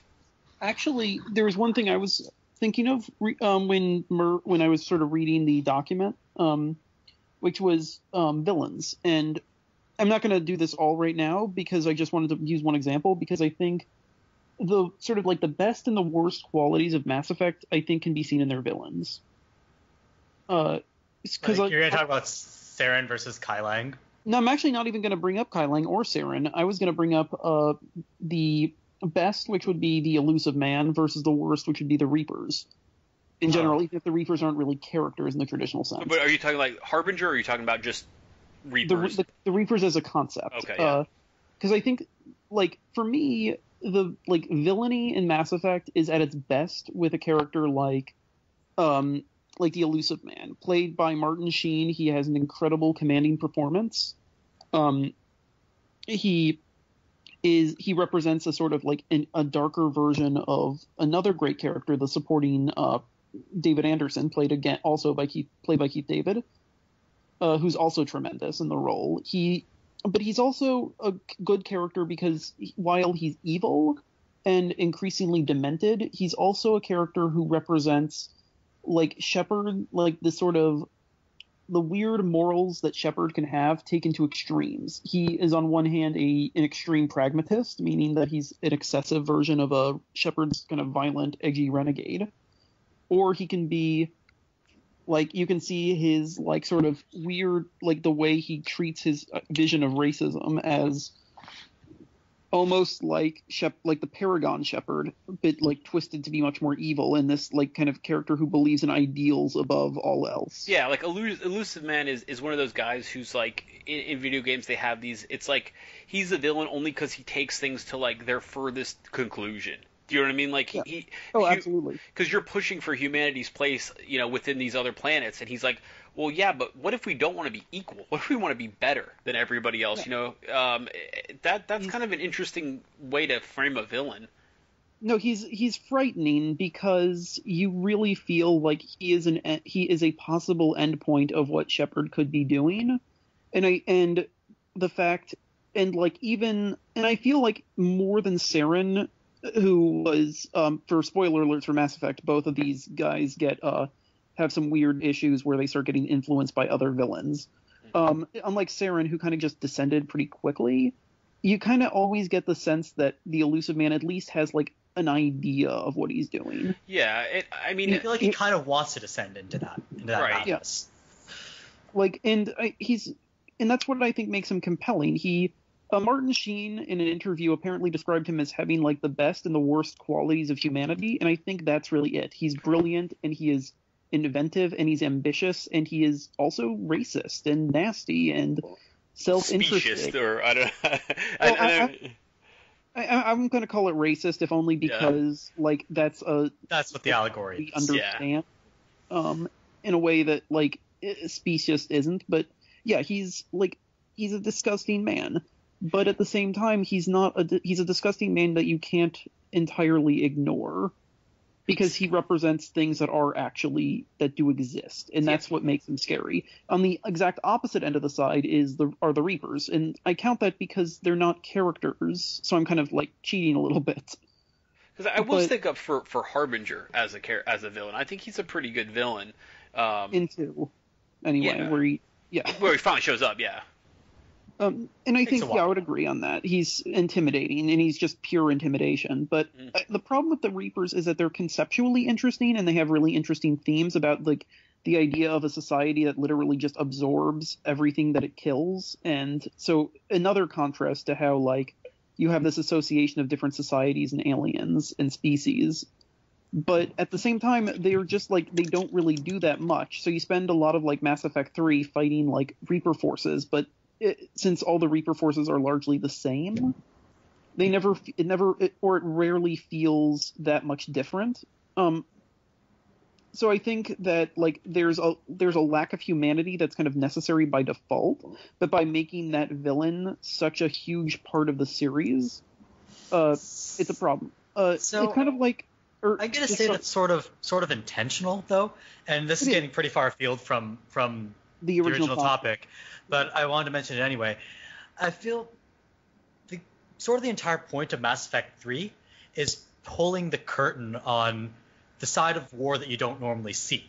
The whole point is that you're almost never fighting on the front lines. You're basically doing backroom deals the entire game. And so it makes sense you never see the Reapers, right? The threat is sort of this abstract threat, and it shows you all the practical things you have to do in order to fight a war. All the effects it has on people behind the scenes, the refugees and the civilians who are affected by it as well. But I think the problem with that is that in that case, the villains should be the character. I feel like then the burden of like who is the villain should be more on the characters who you struggle with to do that. And that's where I think Mass Effect 3 struggled. Because there's Udina, but you kind of just shoot him and he dies. Yeah, he's not exactly a compelling antagonist in that sense. I think no, I totally agree on that. It kind of reminds me of Game of Thrones, and where you have like the villains are this, like the ultimate villains are this purely inhuman or seemingly inhuman force that has no words, and they're just kill everything. But they don't really show up, but they like barely directly influence the plot, because the more compelling villains, the people who do those like deals and that like scheming, those are the people who are in the front, and they also are more thematically rich. So I think it's important to. I think maybe the problem is that Mass Effect is a trilogy when the Reaper invasion maybe didn't need to be such a huge part of the series runtime. Yeah, if it were half of Mass Effect 3, I think it would be a different story. The reason I'm a little reluctant to say they should have replaced it with a more personal villain, and there's an argument to be made that they tried to do that with Kai Lang and failed, is that you get sort of into Lord of the Flies territory where you're like, well, the monster was inside us the whole time, and that can be a compelling theme, but it's also sort of a cliche at this point. I mean, look at the problems The Walking Dead supposedly has, and season 2 of The Walking Dead sort of has this problem as well. So there is a little bit of that to be sure. I guess I'm sorry for completely throwing us off base. No, that's fine. I was actually just going to... I like Garrus. I was actually just going to transition back to asking, so, Kappa, you told us your favorite characters. PT, what about you? What are your favorite or most memorable characters in games? I was kind of the same way as everyone else in that I like when I just kind of throw together like a soulless, soulless is not the right word, like, a character of sorts, just kind of like, obviously they have character development, but I'm kind of like also work with them as well. The whole female part, the whole make your character a female thing is actually real appealing to me as well. I know for Fire Emblem Fates, all 3 of those games, I made Corrin a female as opposed to a male because I'm just like thinking, sure, why not? I just felt like why not have a female. My pick actually is kind of cliche, but I'm going to go with it because it's sort of suits me as when this game came out, I was kind of growing with it. That would be Squall from Final Fantasy VIII. Would be my choice actually, as a character that I think pretty fondly of, even though yes, the character does have flaws. I mean, everyone does have the cliche about the whatevers and how he doesn't, just very rude to people. But that was kind of me during my senior year of high school. And I kind of related to that in that I just didn't really want to speak with people, that I didn't really want to, interact. And I kind of slowly grew out of my shell of sorts through college and through having to work with others. And then, to kind of go back to what I was saying to earlier, then you kind of grow the character from your own perspective, like this lonely hero of sorts that, has to kind of save the world on his back. And there are people that want to help him, but no, I want to be alone. I got to do this. And let's just mostly ignore the whole love plot of that game, because I don't think it's in true relation to what I'm saying here. But that'd be kind of like my main choice as a whole. And it's funny because when I was kind of scrolling through this and thinking, okay, what's a character I really like? I mean, I like certain characters. I don't know if there are any characters, especially in the games that I like to play, notably JRPGs and other sort of narrative games, that I said, boy, like this thing's going to stick to my mind forever. So yeah, I guess that'd be my main choice, is that for a few years in my life, I kind of related to him a lot, actually. Yeah, that does make a lot of sense. To be attracted to that sort of character in one's teenage years. Wolfman, I know you mentioned some characters you found interesting. Are there any characters, maybe not from Mass Effect, that you found very memorable? Oh, actually, I was actually, for some reason, like the thing that struck me, other than one character that you had mentioned that I wanted to let you do, was that I was thinking about like villains and how a lot of different antagonists can be really interesting in how they they sort of allow mechanics and narratives to work. Like, I really like how in the Kirby games, like, you have this sort of like pastel, cloudy, almost like formless series, but I think one of the things that holds it together is like the sort of rotund King Dedede, or the sharp like dark iron like gunmetal Meta Knight. Like, there's this, like, I feel that without those kinds of characters, particularly the latter, the games could potentially feel sort of formless. Obviously they'd work the same mechanically, but by having that slight amount of edge, it allows them to feel their worlds to be more, a little more cohesive. I was also thinking about I was actually thinking about one character, specifically my favorite Zelda character, who I mentioned, the Skull Kid. I'm not that familiar with Zelda. Do you want to elaborate on what the Skull Kid's all about? Oh yeah, I was actually about to. So basically, in The Legend of Zelda: Ocarina of Time, there's this minor character called the Skull Kid. He's this basically like a boy who's lost in the forest, and he's like got this weird straw head, and he's he's supposed to be this like odd like lost boy who turns into this weird sort of nature like sprite, and he's kind of a dick, and he's like screwing around, but eventually you become friends with him. He's a super minor character. In the sequel, Majora's Mask, he's the villain because he gets possessed by this evil ancient mask that causes him to torture people psychologically and then just try to destroy the world by dropping the moon on it. Is that the titular mask? Yes, Majora's Mask. Just wondering if there are multiple masks. There's actually a lot of masks in Majora's Mask. That's literally the premise of the game, is losing your identity by like disguising yourself and stealing the identity of other people. Ooh, that sounds kind of neat. Anyway, please continue.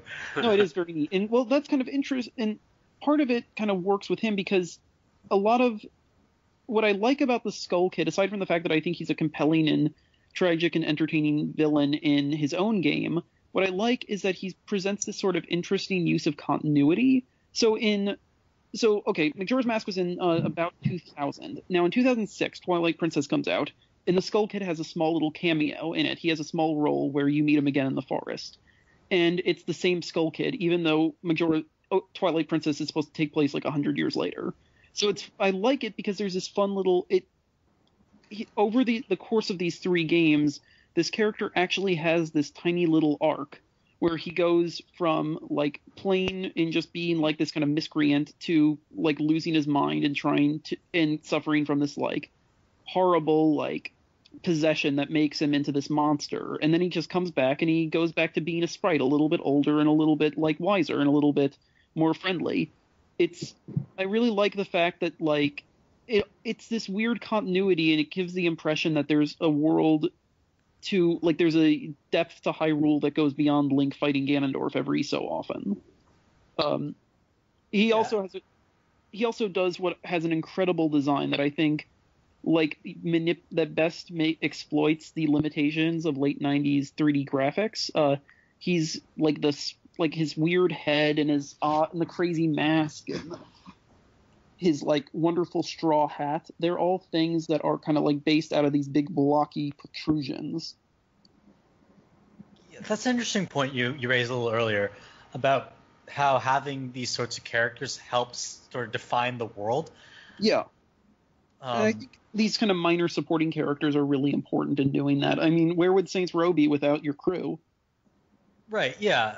Without people like Kinsey, or even, I know Pierce gets made fun of for being the boring character, and they kind of make a running joke of it. But, you know, with Pierce and Shandy and Kinsey and Nightblade, I forget his actual name, Matt.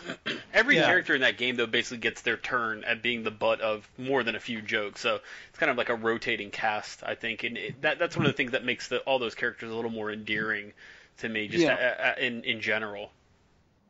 Yeah, no, like, and that's like the thing is, if it was just like Johnny Gat, who I'm not a fan of, like it would be, I think it would live down to a lot of the cliches that people had about the original Saints Row game, and that, well, to be fair, were in the original Saints Row game. Yeah.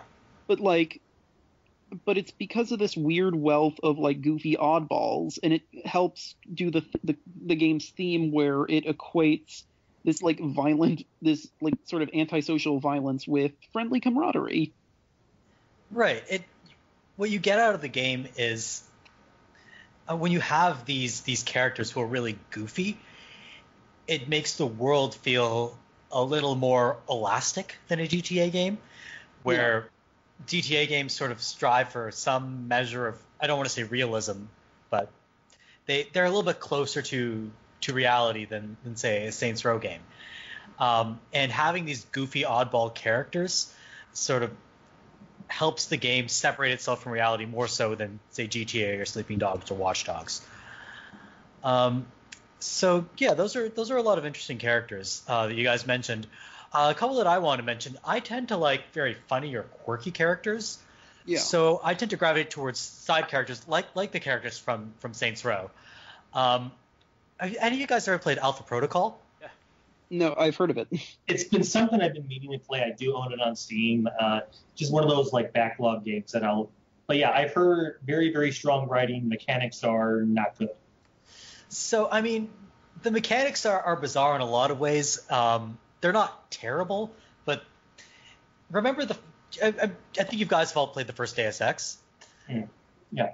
Yeah. So remember in that game where your accuracy and shooting went up as you trained your stats? Alpha Protocol is also like that. There's a reason games stopped doing that, but Alpha Protocol brings it back. And it's a little awkward when at first you're really bad at shooting and you have no aim. And it can be really frustrating.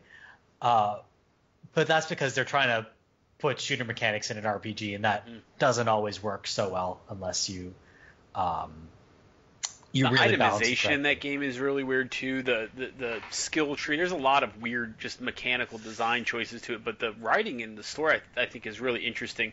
I just don't like that it kind of forces you to choose a dialogue path for the whole game, if that makes sense. Yeah, so you kind of have to, you get the way the system works is that you're rewarded for pretty much anything you say, but you kind of have to be consistent in a way.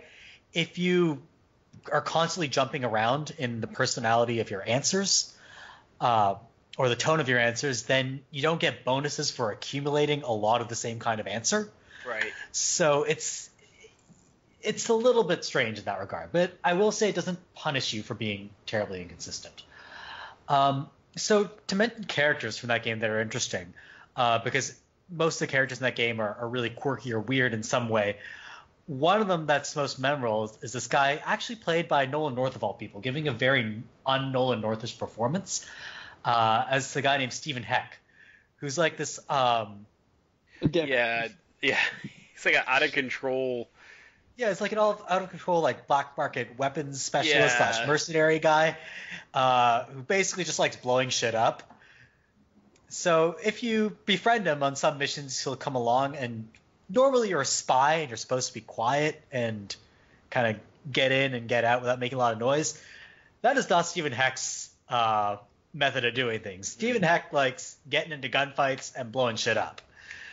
So it's fun to have that contrast where you have this spy game where there's this guy who's just crazy.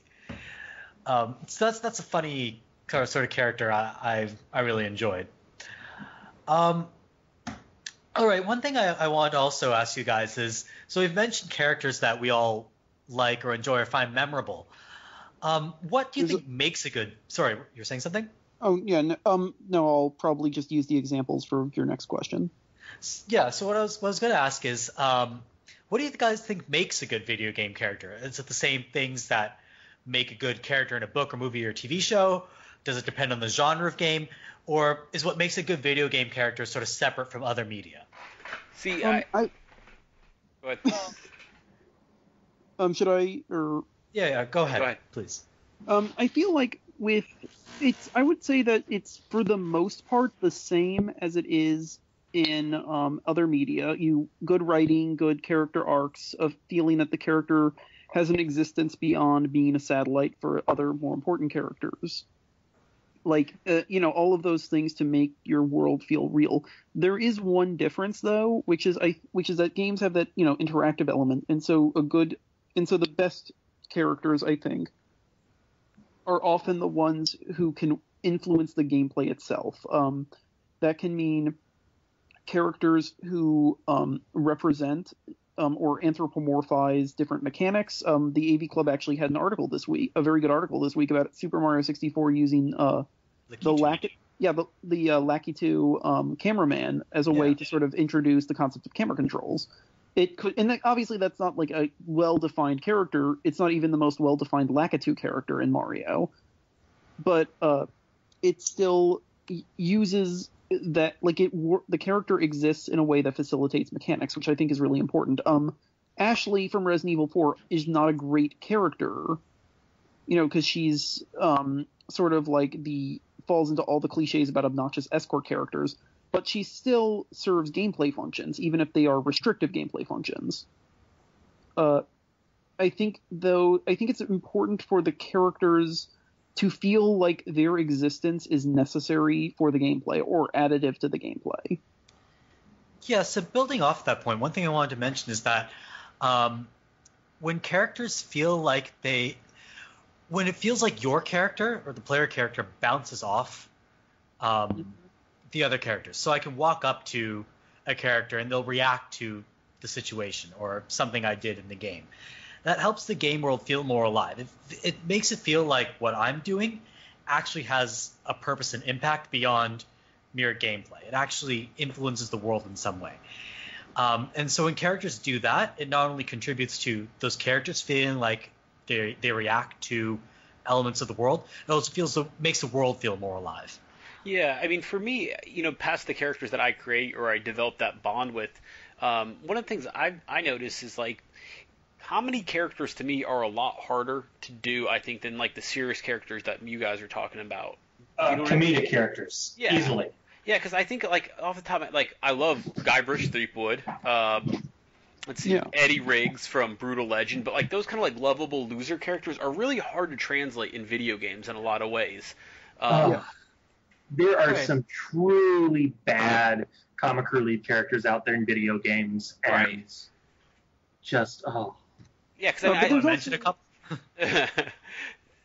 No, but the ones that do it well, I think, are the ones that you can relate to, and they're kind of like dealing with, they're not in a meta way, but they're dealing with the world, the rules of the world that is around them in a funny way. I don't know how else to describe it, but like, Guybrush Threepwood learning to insult sword fight. It's just, God, it's an iconic moment in a game when you think you're going to be sword fighting, and no, you're just telling jokes. It's, I don't know. It's there's a lot to me that can be said about, the funny end of it too. Not just everybody's got to be all super serious.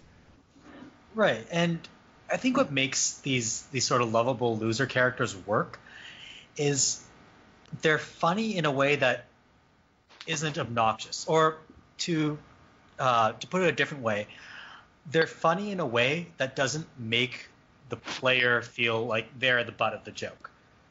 Right? So when Guybrush messes something up, it's not because the player messes something up, it's because Guybrush messed something up. So it doesn't feel like the game is mocking you for being dumb. It feels like the game's kind of, mocking Guybrush for being kind of dense.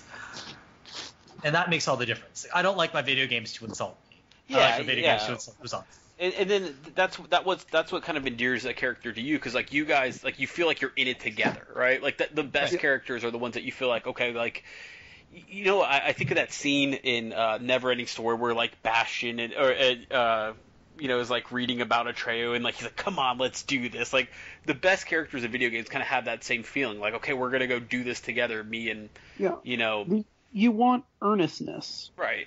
You want characters who feel like they're as invested as you ideally should be, or like when you have characters who are super sarcastic, it feels less supportive, because like if they don't give a shit, why should I? That's part of why I have trouble relating to silent characters, and there are good reasons to have silent characters in games, but I don't really feel silent like... also doesn't. So we keep interrupting each other. Sorry. Right. No, I'm just gonna finish my thought. I have a lot of trouble relating to people like Gordon Freeman or Corvo Otano from the first Dishonored. Yes. Because it doesn't feel like they're reacting to the game world very much. Mm. And so I don't really have a sense that they feel the same way or feel any way about the game that I might feel. So, Wolfman, you were saying something. Or not. That I was thinking about how, like, a silent protagonist does not necessarily mean a personality devoid protagonist. Like, I think you can see the difference between, say, boring Link in a lot of Zelda games and, say, the more expressive Link in the Wind Waker, where he's got, like, a much more defined personality and he reacts to things, even if he doesn't react vocally. Right. So the difference there is that Zelda's a third person, and when you have a first-person silent protagonist, it's very, very difficult. And also, I think when you're talking about like voicing a game, like let's look at Fallout 4 compared to one of the other Fallouts where like you had like the low int playthrough and you had all these. It seems there's just so much more. It's so much easier to write a ton of dialogue for a silent protagonist versus having to voice all the crazy options that people can go through in a dialogue tree in modern RPGs, right? So I know people hate that. That's one of the things people hate about the new Fallout 4, but I mean it's kind of that trade-off, right? You can't have a fully voiced game and have all these insane dialogue trees that a lot of other games tend to have. Yeah, the more stuff you want, the less open-ended you can make your game. That's exactly. And I think that there are ways you can do that, and I think like Freeman isn't a compelling character in the sense that does not have an actual inner monologue, but or an inner life of any kind. But I do think you could at least appreciate the idea of, like, I think in the first Half-Life, like they designed the way you move through the game to correspond to him slowly becoming more prepared and more comfortable with the concept of killing. It doesn't really work as well, but then again, or it doesn't work as well as maybe it could, but it's also an early example of a game trying to do that.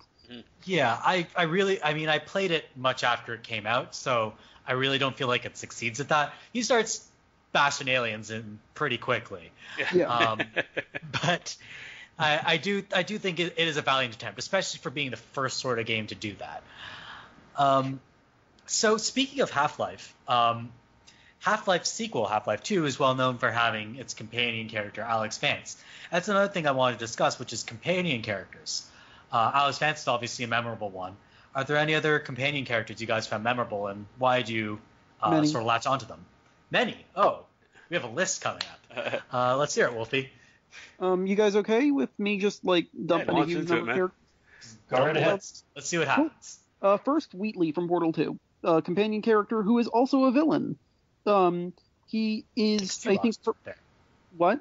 I said ticks 2 boxes. Yeah, and he's perfect because he is an example, I think, of a way that you can make a companion character work while violating all the rules that we will have established and will probably continue to establish throughout this podcast. He is almost entirely useless. He tells you information about the world, but the information is often incorrect. He antagonizes you, and eventually, halfway through the game, he becomes the villain. And he becomes the villain, and what makes his section of the game dangerous is that he's not actually competent as a villain, but his lack of competence makes his traps more dangerous inadvertently. And I like that because it's a character who simply works because he's a fun, compelling character with a narrative arc that also influences the narrative arcs of the other characters. It's a fusion of story and gameplay with Wheatley that I respect a lot. GLaDOS would also count in this regard, too. She becomes a companion. Yeah, a villain turned companion, yeah. I also really like a lot of the sort of partner characters in various RPGs. I like the Earthbound crew, even if they're not super defined as characters, because I feel like they have this sort of children's adventure quality to them that you see in like stuff like the Hardy Boys or whatever, or the Venture Brothers for the more deconstruction approaches. I like the cast. I read Hardy Boys as a kid. I'm not judging. No, yeah, I actually didn't. I have no idea if they're good or not. I'm just assume that they're a good example. They're decent if you're, 10. Yeah, but I love the cast of the first 2 Paper Mario games. I love the cast of stuff like Chrono Trigger and Xenoblade. And I think a lot of those, the reason is because, and this also brings us to Mass Effect, they often are given a lot of examples where the characters can interact directly with each other. And they have these not only with you, but also with themselves. Each other sometimes. Yeah, not as much with some of the other ones. That's really more of a Xenoblade and Mass Effect thing. But I like the idea that the characters all have this these tiny narrative arcs, and you kind of you meet they have a little story, and then the story ends when they join your party. But then sometimes they'll usually have a strain running through. And I really appreciate that because it gives the impression that instead of just being one hero flanked by a bunch of other people, you're a whole crew that works together. Yeah, it does contribute to that sort of team spirit when you have characters that aren't only rallying around you, but stick together because either they enjoy each other's company or there's something that keeps the unit feeling cohesive.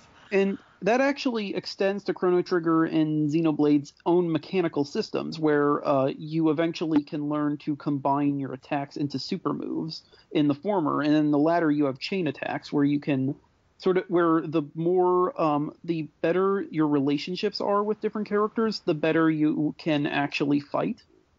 And so every single character, there are 7 characters in Xenoblade, and every single one can have a unique relationship with the other 6. That's a really neat system that I think more RPGs should adopt. Yeah, I should note it's a very difficult system to fully implement, and I don't think Xenoblade does it perfectly. And I don't think they are, but I do think that the cast is able to be dramatically unique enough and interesting enough and fun enough that they all work. Some characters are maybe a little better or worse, but the small number, the same as Chrono Triggers, coincidentally, allows them to interact very, very strongly. That's actually a problem that Xenoblade Chronicles X has, where instead you have one default avatar who has no personality, and everyone else just doesn't slots in randomly. Yeah, it allows for more flexibility, but you lose that character. Yeah, actually, there's a Gama Sutra article I'm going to look at right now. I was going to say real quick while he's looking that up. Some Japanese RPGs do that a lot better than others. I was thinking, for example, Persona 3 and 4 were pretty good about developing this coercive unit of like, teenagers and adults and whatever, who all have to, fight, towards the end and, defeat the shadows and such. And the Persona games are a lot better than, a lot of other games when it comes to like, teaming up. I mean, as such. So, for example, I will defend, Final Fantasy, 13 a lot, but the character development, the character kind of unification is not so great. Like, you just have a bunch of people and their plots, I guess, eventually merge onto one another, but it never feels all that organic. And another example is the Xenosaga games, where these characters met in the first game and continued on through 3 games, and they do get to know each other, and they're clearly combined and such, but part of that might be just how insane that plot is and how back, in the background during the development of the game, just everything just got thrown over and back, and just, I mean, it was originally going to be 6 games, if people don't remember that. And they compressed it into 1? 3. 3, okay. Compressed into 3, and the third game was just rushed beyond. It's actually my favorite of the games, but it's clear. It's still clear. It's still clear that, oh crap, we gotta just wrap this up, because Xenogears. If you've ever finished Xenogears, the PS1 RPG Square, at the end it says Episode 5, the end. So that was their theory, that they were going to go, okay, we don't actually have the Xeno license, because this was Namco with Monolith Soft who made the Xenosaga games. Yeah, which we should note is also the predecessor to Xenoblade and was the descendant of Xenogears. Yeah. Right. Weird series.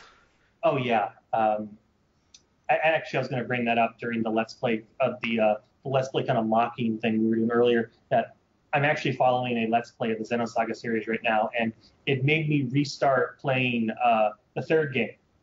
And I don't know how I was patient enough to go through those cutscenes. I just have to say right now. Are they like Kojima cutscenes in terms of length?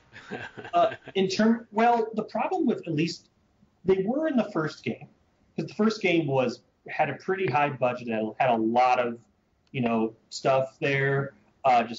Working on there, and then the budget increasingly shrank as the sales weren't there.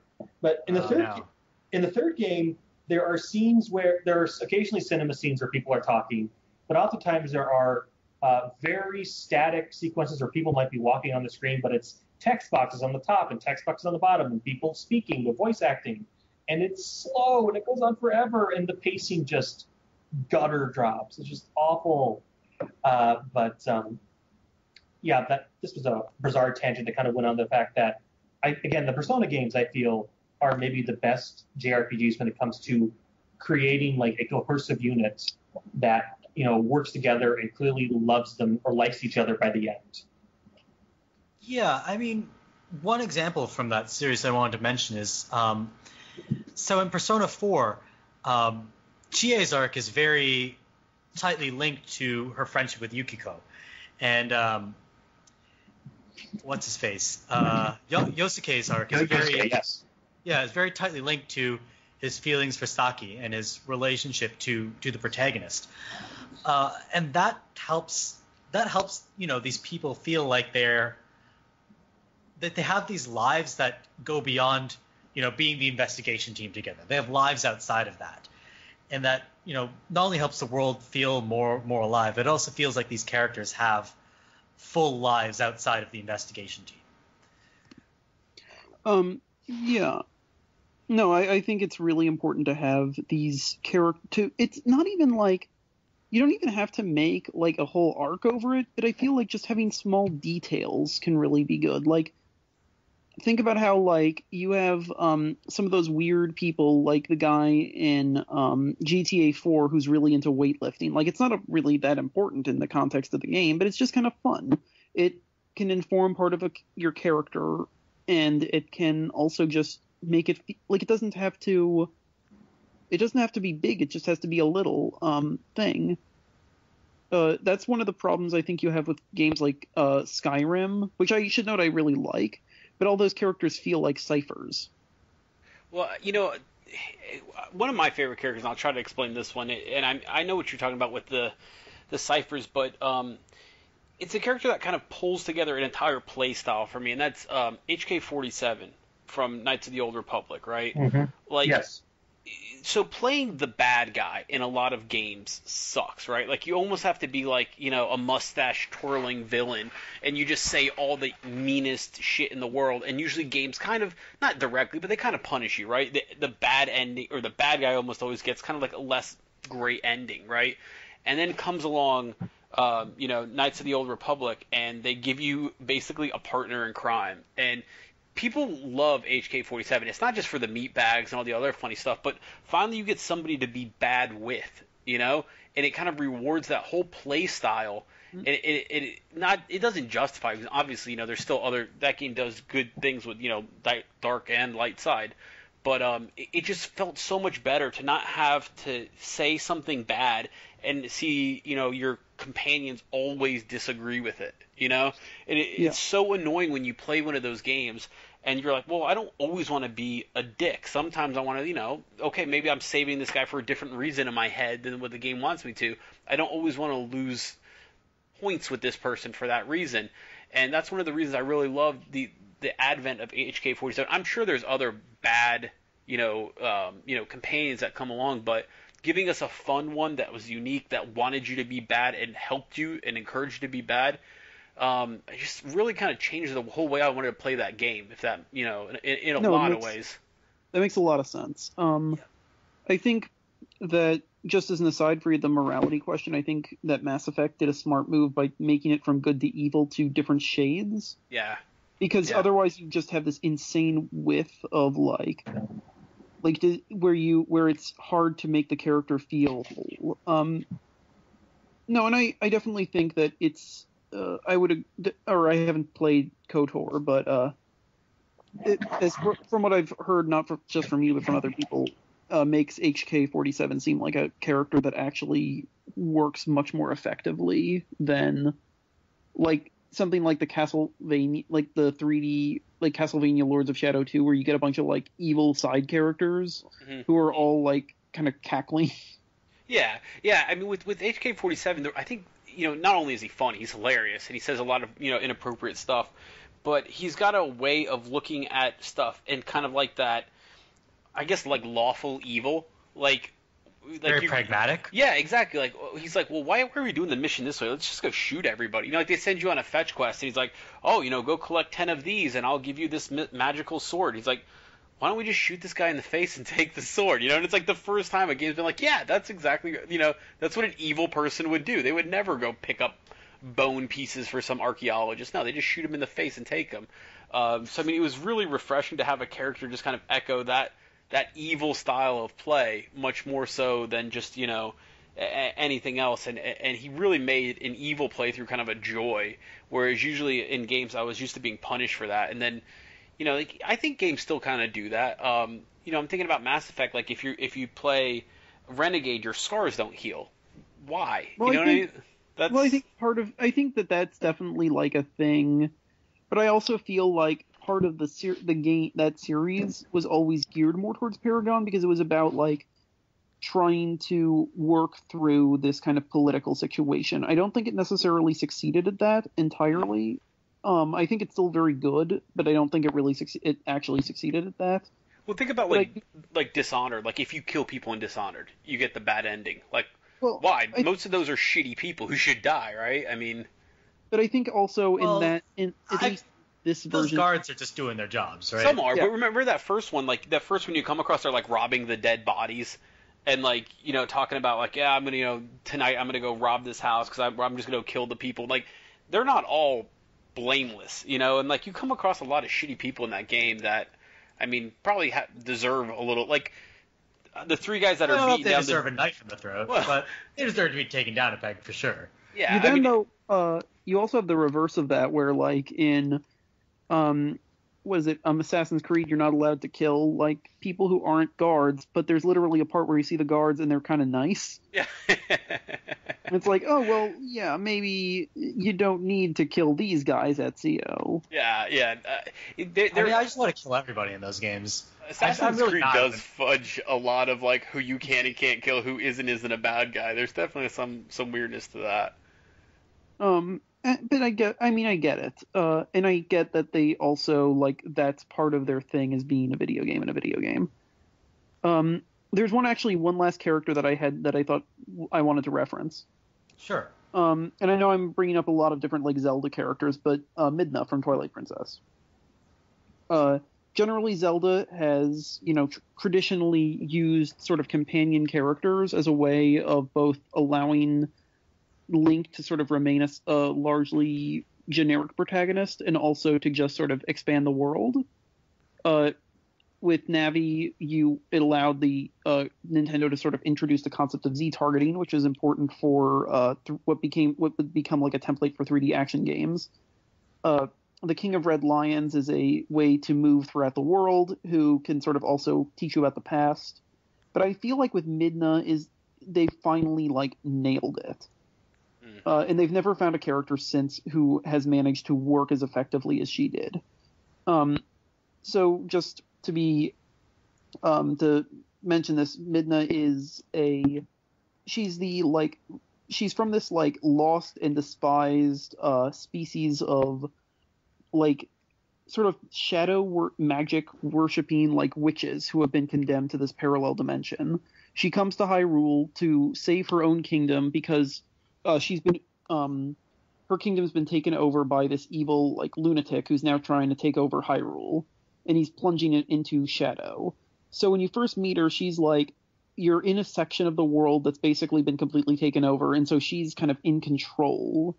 But she's also she's very nasty to Link, and she's very condescending. And as you go through the game, and you sort of work together because you use a lot of her different powers to navigate the world, she becomes more friendly and more supportive. So she sort of has an arc. Yeah, she has this. She's actually like her narrative arc is really more of the game. Like that's the meat, the thematic and character meat of the game. It is her sort of learning to.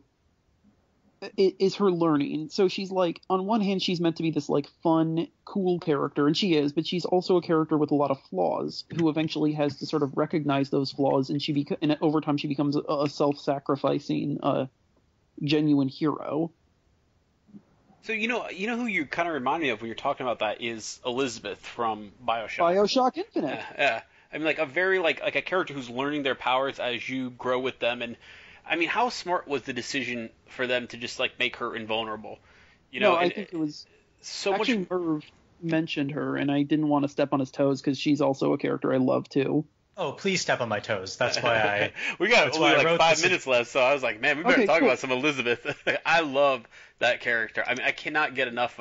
I know. I mean, like, there's been a lot of like kind of think pieces out there about how she's really not such a great character and this and that, but She's a great character.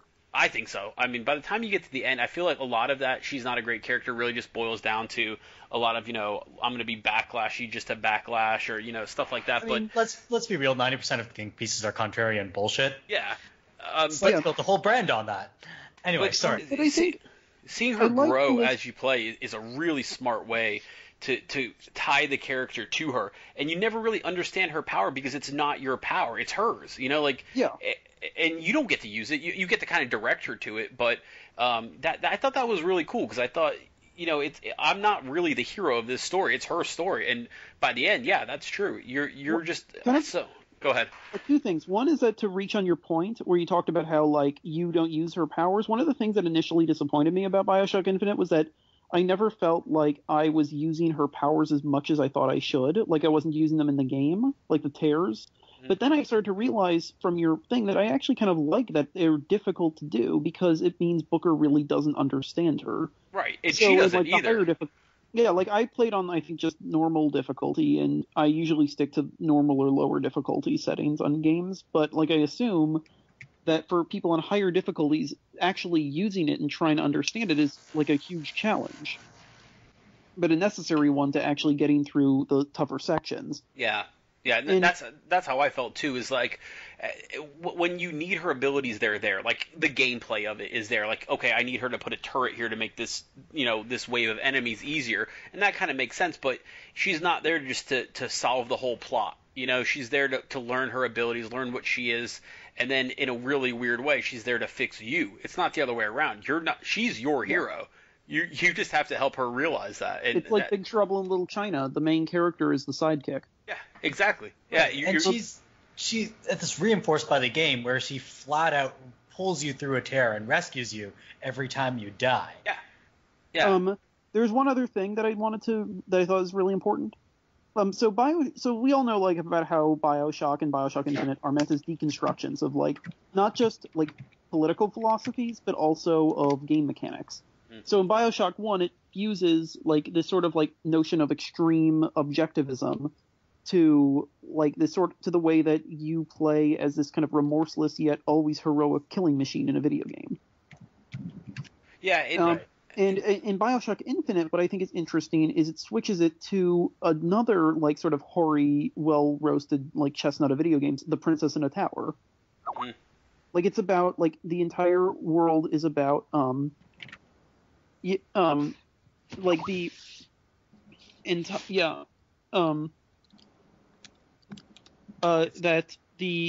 sorry, I'm struggling a little bit.